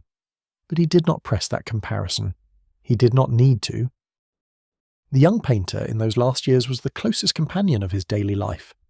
The young painter was no longer young in any literal sense. He was, by the time the heir was 70, a man of 40, with grey in his hair, who had achieved in the art world a modest but real reputation, who had a small gallery in New York that handled his work, who lived in his own apartment in the village when he was not in Connecticut. He came up to Connecticut every other weekend, in the regular months, and for the whole of August. He painted in the barn that the heir had given him. He took his meals at the long pine table. He walked sometimes with the heir on the afternoon walks, when his work permitted. He sat in the evenings in the sitting room, while the heir played the piano or read, and the two of them, after 15 years of regular contact, had the kind of comfortable silent companionship that married couples sometimes had after decades together, the kind in which speech was not required because everything that needed to be said had been said many times before. The heir loved this man, in his particular careful way, more than he had loved anyone since the journalist had sailed for London. The love was different from the love he had felt for the journalist. It was older, slower, more paternal in part, more fraternal in another part. It was the love of an older man for a younger one who had become, over many years, the central daily presence of his life. He did not name the love, even to himself, in any precise way. He simply lived with it, and arranged his life around it and made his small daily provisions for it. He left the country house to the painter, in his will. He left a small endowment to maintain the property. He left, in addition, a particular small painting that he had owned for many decades, and that he believed the painter would understand with no further explanation why it was for him. The painter would survive him by many years, and would live in the country house, and would paint there, and would, in time, take in his own younger friend. and would, in his own old age, pass the house on, through his own will, to that friend, and the small chain of preservation would extend across another generation. But that is to look further forward than our story strictly requires. We are still, on this morning, with the heir himself, in his late 70s, in his slow, steady days at the country house with the young painter, who is no longer young, coming up on the weekends and the books and the garden and the walks and the long quiet evenings, filling out the texture of his life.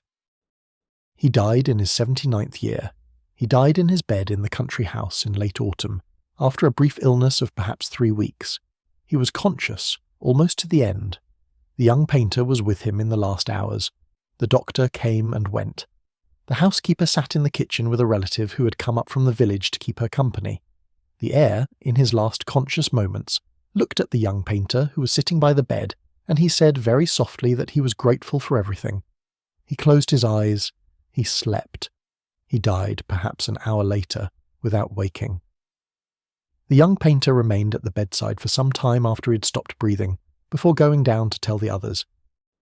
The funeral was held in the village church 3 days later.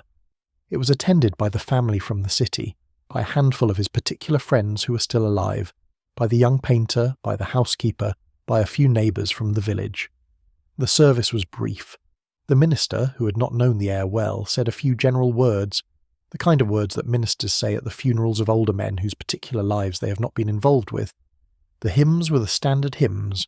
The committal at the graveside was over in 15 minutes. The mourners returned to the country house for a small luncheon, prepared by the housekeeper, of cold meats and bread and cheese. They spoke politely. They drank tea. They returned in the late afternoon to their respective lives, in the city and in the village and elsewhere. The country house was closed that evening, with the heir for the first time not in residence.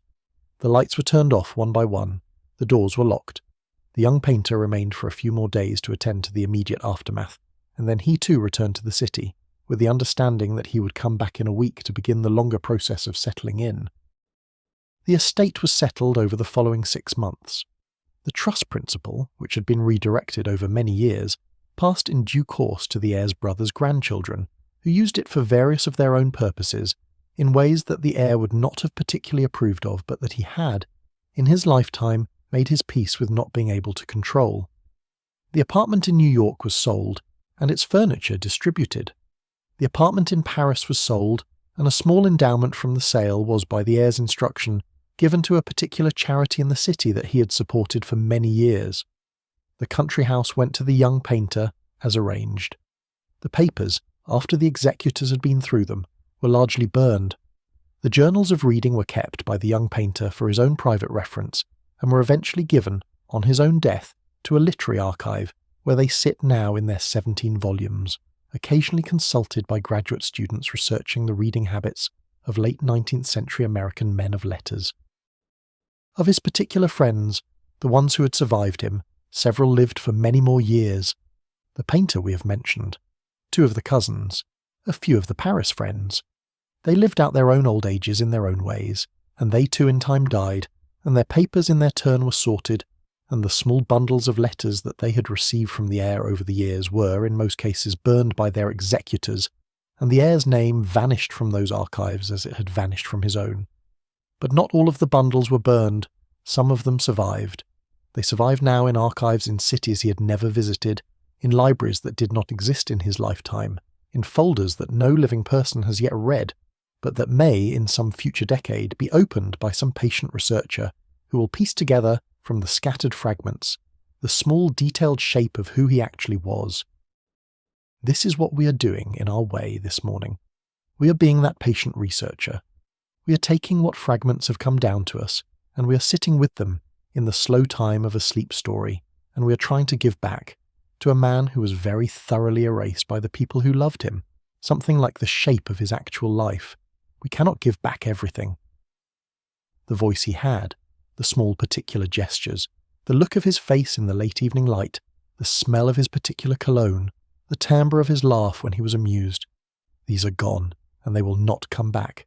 But the broad shape of his life, the rooms he passed through, the people who mattered to him, the things he read and the gardens he tended and the walks he took, all of these can be reconstructed with patience from what survives. and the reconstruction is, in its small way, a kind of restoration. Act 11. The reflection. What they knew, what they carried, what they passed on. What did these men know? They knew before anyone else that the world they lived in was not the world said it was. They knew that the smooth surface of the social register, with its proper marriages and its careful inheritances, and its bright public weddings and its eloquent obituaries, was in fact a surface laid over a much more complicated reality, a reality that included men like themselves and that depended, for its own smoothness, on the careful daily work of suppressing the visible existence of such men. They knew, in other words, that the world's official version of itself was a fiction, and that the fiction was maintained at considerable cost, and that they themselves were part of the cost. This was a knowledge that could not be shared with most of the people in their lives. It was the inner knowledge of an inner population, and it had no public outlet, but it shaped in every detail how they moved through the world. They knew also the small daily arts of double living. They knew how to compose a letter that said one thing to its surface reader and another thing to a particular friend. They knew how to arrange a dinner party so that the obvious external configurations did not raise questions that the household servants would notice. They knew which particular bachelor establishments in particular cities offered the kind of comfortable freedom that they required, and they knew which clubs were inhospitable to the kinds of friendships they valued and which were tolerant. They knew how to travel together with a particular friend across an ocean and across a continent in such a way that the trip raised no eyebrows in their families, no matter how long it took or how intimate it became. They knew the small rituals of correspondence, the careful absences from certain events, and the careful presences at others, the small contributions to certain charities and the small abstentions from certain causes, the entire elaborate choreography of a life lived in plain sight while never being entirely seen. They knew the great loneliness that this kind of life produced, in spite of all its compensations. The loneliness was not the loneliness of the man without friends. They had friends, often deep ones. It was the loneliness of the man whose full self could be seen in his lifetime by only a small handful of other people, and whose full self could not be known by his own mother, his own father, his own brothers and sisters, in any of the ways that those family members, in their love for him, would have wanted to know him. It was the loneliness of being beloved in a partial form, of being known by the people who loved him most through a thick translucent screen that he could not, in his own lifetime, ever lift. This loneliness was perhaps the largest single thing they carried. It did not show on their faces by their late 30s. It had been smoothed over by long practice. But it was there, and they carried it, and they knew, when they encountered another man like themselves, that the other man was carrying the same. They carried also the long quiet grief of the friends they had lost. The men of their world died in particular ways. Some of them died young, of illnesses that came on quickly, and that could not, in the medicine of the period, be treated. Some of them died abroad, in the small expatriate communities of London and Paris and Florence and Rome, where the news of their deaths came back in letters, weeks after the events. Some of them died in their own apartments, alone, of heart attacks or strokes in the night, found by their valets in the morning. Some of them, a smaller but significant number, died by their own hand, in the dark hours of the night, in rooms that had to be opened by police, and the suicides of these men were reported in the papers of the period, in language that hinted at causes without naming them, and the families of these men buried them quickly and never spoke of them again. Each of these deaths took a piece of the surviving friends, and over the decades the pieces accumulated, and by their late 60s most of the men in this story were carrying within them the long catalogue of friends who had gone, and the carrying was a weight that did not lighten with time but became instead a part of how they walked.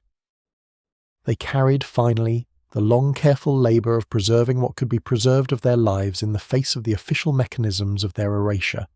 They wrote the careful letters to particular friends in particular cities. They sealed the small boxes of correspondence to be sent after their deaths to younger trusted men. They placed particular books in particular hands. They gave particular paintings to particular friends. They arranged, through complicated webs of private gift and informal transmission, for the small significant objects of their lives to be passed to people who would understand them, rather than to people who would dispose of them. They knew that most of what they did in this way would in the end be lost. The chains of preservation broke. The trusted younger friends died, in their own turn, and their own executors did the same work of destruction. The objects scattered, the letters burned. The official erasure was in the main more thorough than the private preservation, but some of what they preserved did survive. Some of the letters made it to archives, some of the books made it to libraries, some of the paintings made it to museums. The slow drip of accidental preservation across many decades amounts, in our own time, to a substantial body of evidence, and the recovery of these lives, which is happening now in the work of many historians and writers, is being made possible by that drip. They passed on, in addition to these material objects, certain less tangible things. They passed on to the younger friends who came after them the small daily practices that made such a life livable. They passed on the address of the bookseller in Philadelphia, the name of the doctor in New York who could be trusted with certain conversations, the recommendation of the small hotel in Florence, where two men could share a room without comment, the introduction to the particular cafe in Paris, where a certain crowd gathered on certain evenings. They passed on, in the form of patient mentoring across decades, an entire underground curriculum of life management, and the curriculum was passed on, in turn, by the younger friends to younger friends after them, and so on across many generations, until at last, in our own time, the world has changed enough that the curriculum is no longer needed in its old form, though parts of it remain useful and have been quietly incorporated into the lives of people who do not even know what they are inheriting. They passed on a particular kind of love, the love that they had given to their particular friends and to their nieces and nephews and to their godchildren and to the young protégé painters and musicians and writers they had taken in. This love was a particular kind of love, characterized by attentiveness and patience and a refusal to require any particular performance from the loved one. They had known, in their own lives, what it was to be loved in a way that required performance, and they had not wanted to inflict that on the people they loved. So they loved without requirement. They loved without insistence. They loved with a kind of generous restraint that gave the loved one room to be whatever the loved one needed to be. This kind of love in our own time is still recognizable when one encounters it as a particular characteristic of certain old uncles, certain old godfathers, certain old teachers and mentors. It is, in part, the inheritance of these men. They did not have children of their own. They could not pass on, in the standard way, the standard inheritance of biological succession. They passed on, instead, this quality of attention, this way of loving, this particular kind of patient care, and the inheritance, even when its sources have been forgotten, continues to do its quiet work in the lives of people who receive it. They passed on in their small private preservations of letters and books and paintings the proof that they had existed. They could not, in their own lifetimes, write the public histories of their own lives. The conditions of their world did not allow for it. But they did what they could to ensure that, after they were gone, and after the immediate generations of their families had also gone, the small evidence of their actual existence might survive long enough to be reassembled by people in some future century who would have the freedom to put the pieces back together. They were betting, in this small way, on a future that they could not see. They were trusting that the world eventually would change enough to make their lives visible again. They were right. The world did change.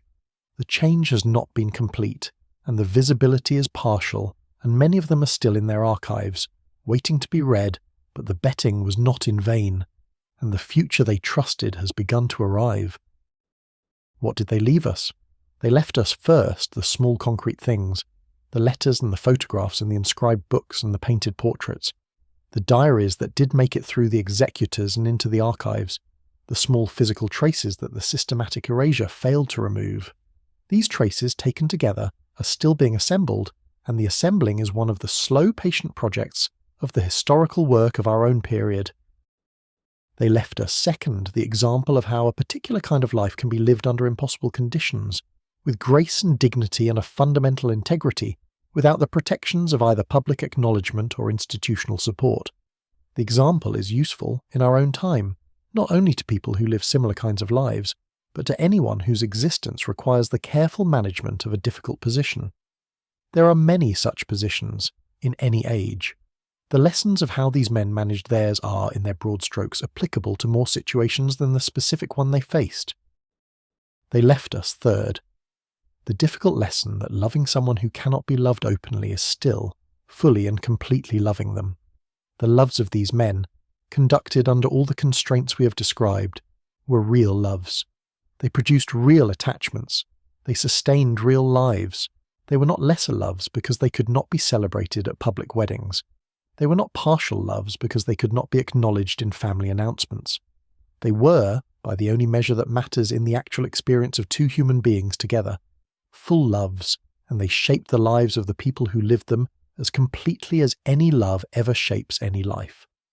This is a lesson that, in our own century, even as we have made many of these loves more publicly possible, we still occasionally need to remember, because there are still circumstances in which love must be conducted under various forms of constraint, and the question of whether such love is real or sufficient or worthwhile is a question that has, in their answer, already been definitively settled by the long, quiet decades of practice these men devoted to it.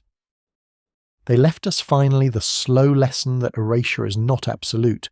Their families tried to erase them. The official records tried to omit them. The mechanisms of forgetting were elaborate and patient and worked across generations. And yet, they are still here. We are speaking about them now.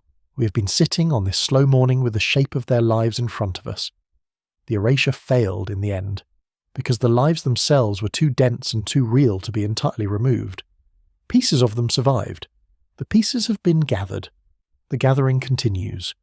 They are, in our own time, in the slow process of being given back the visibility that was taken from them, not because anyone owes them anything, but because the visibility was always rightfully theirs, and the taking of it was always, in the end, a temporary measure that could not survive the longer run of history. And so we come, on this slow morning, to the place where the story begins to settle. The hour is later than when we began. The sky outside the kitchen window in our framing memory has lightened, and the pewter of the early dawn has given way to a softer grey, the grey of a morning that has properly arrived. The coffee in the pot has long since cooled. The radio, which had been playing softly in the other room when we began, is now playing something gentler, a small piece of music for piano perhaps, with no words, the kind of music that radio stations played in the middle of the morning when most of the country was already at work, and the only listeners were the women at home, doing the small, steady work of the household, with one ear half attending to whatever the radio was offering. We're still in the kitchen. We have not moved. The morning has moved around us. The story of the Heirs has moved through us, and we have let it pass. And now, in the slow settling of the late morning, we are sitting in the quiet that follows a long telling. What is left, in the wake of these lives, is mostly very small. A few letters in a box, a few books on a shelf, a few paintings on the walls of houses that have changed hands many times since their original owners lived in them, a few names in a few archives, in folders that have not yet been opened. The houses themselves are mostly gone, or they have been converted to other uses, and the gardens are mostly overgrown, and the orchards have mostly been pulled out, and the apartments in the cities have been renovated past recognition, and the rooms where these men sat in their evenings have been repainted and reconfigured many times. The physical fabric of their lives has been almost entirely removed from the world. The fabric of memory, which is thinner and slower, has held on a little longer, and is what we have been sitting with this morning, and is what, in our small way, we have been adding to. It is enough. It is enough to know that they were here. It is enough to know that they had their loves, and their friends, and their long quiet evenings in the country, and their books, and their walks. It is enough to know that their love mattered, in the actual living of it, even when no public record was kept. It is enough to know that the lives, in spite of every effort to remove them, have begun to come back into view, and that the coming back is itself a kind of slow tenderness from a world that owed them more than they ever received. We can, in this slow late morning, let them rest. They have had, in our attention, a longer hearing than they perhaps expected to have. We have walked through their rooms with them. We have sat at their tables, we have walked in their gardens, we have lain in their beds with them in the dark before sleep. We have, in the small way that listening can constitute presence, kept them company for a few hours this morning, in our slow, patient telling of their lives. They have, in their turn, kept us company. The exchange has been reciprocal, in the strange way that any honest engagement with the past is reciprocal. We have given them attention, and they have given us in return the texture of lives that were not the lives we were taught about, lives that contained quiet kinds of beauty and quiet kinds of love, and quiet kinds of preservation that were not part of the standard histories, and that, in their being not part of the standard histories, have something to teach us about what histories leave out and what they keep. The morning is, by now, well advanced. In our framing kitchen, the work of the early hours has been done. The first cup of coffee has been drunk. The dishes from the previous evening have been washed and put away. The bread has been started, perhaps, or has already been baked, and is sitting on the rack on the counter covered with a cloth, cooling in the slow, patient way that bread cools in a kitchen that is not in a hurry. The light through the window, which began as the pewter light of dawn, is now the steadier light of mid-morning. The day has begun to take on its proper shape. The other inhabitants of the house, whoever they are, have stirred and risen and dressed, and come down, perhaps, to take their own breakfasts, and have gone out to whatever their days require of them, and the kitchen is once again quiet, the way it was at the very beginning, before the day had quite started, the way it tends to be in the slow hour between the early activity and the late morning lull. The radio has gone silent, the piano piece has ended, and the announcer has come on in his soft mid-morning voice to introduce whatever is next, and then a small advertisement has played, and then perhaps the announcer has come back, and then the next programme has begun, but the volume on the radio has been turned down at some point in our half-awareness, and the sound from the other room is now so quiet that it is barely a sound, more a sense of presence, the sense that there is still, somewhere in the house, a small steady murmur of voices, but the voices are no longer intelligible, and the intelligibility is no longer required, and the murmur is functioning, in the kitchen, as a kind of soft acoustic warmth, the way the sound of a distant stream functions in a quiet garden as a kind of soft acoustic warmth. We can, in this last slow stretch, let the senses themselves grow soft. The sense of the room, which has been with us throughout, can grow soft.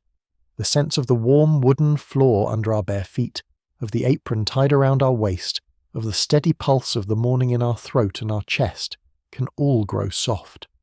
The sense of the world outside the window, the pewter sky giving way to the steadier grey, the sense of the street beyond the window, of the houses across the street, of the slow-waking neighbourhood, can all grow soft. The sense of the radio in the other room, of the small bread cooling on the counter, of the soap by the sink and the coffee in the pot, can all grow soft. The story we have told, of the heirs and their houses and their loves and their long quiet decades, can also grow soft. It has been told. It does not need to be held any longer with the same firm attention. It can settle, in our awareness, into a softer kind of presence, the way a story we have been told as children settles into us in adulthood, as a kind of background warmth that is no longer remembered in its particulars, but that has shaped, in some quiet way, who we are. The kitchen is still. The radio has gone silent.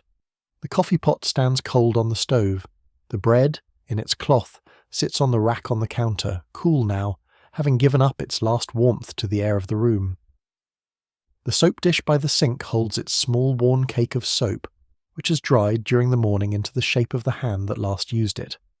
The window over the sink shows the soft grey of a morning that has fully arrived. The pewter has gone. The cool steady light of an ordinary day fills the small square of glass.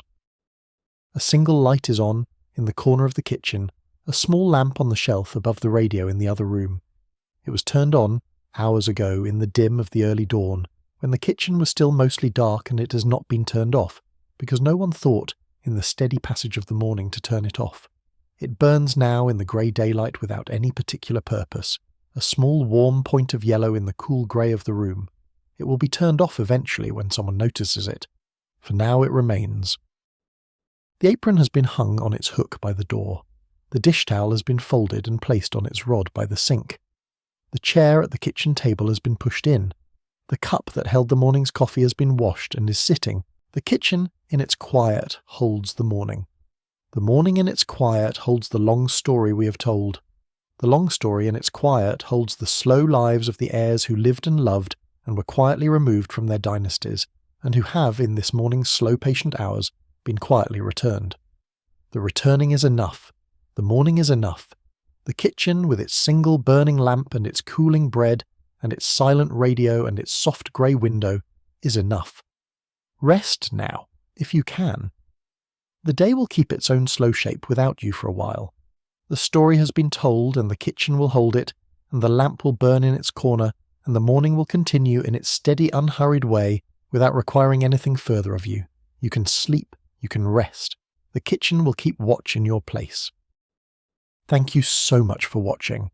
If you'd like to see more videos like this, please consider leaving a like and subscribing to the channel. It really helps us keep making more content. See you in the next one. If you lived through the 1940s, or if you were raised by someone who did, what is one small kitchen ritual or morning habit from that time that has stayed with you? Tell us in the comments below, we would love to hear.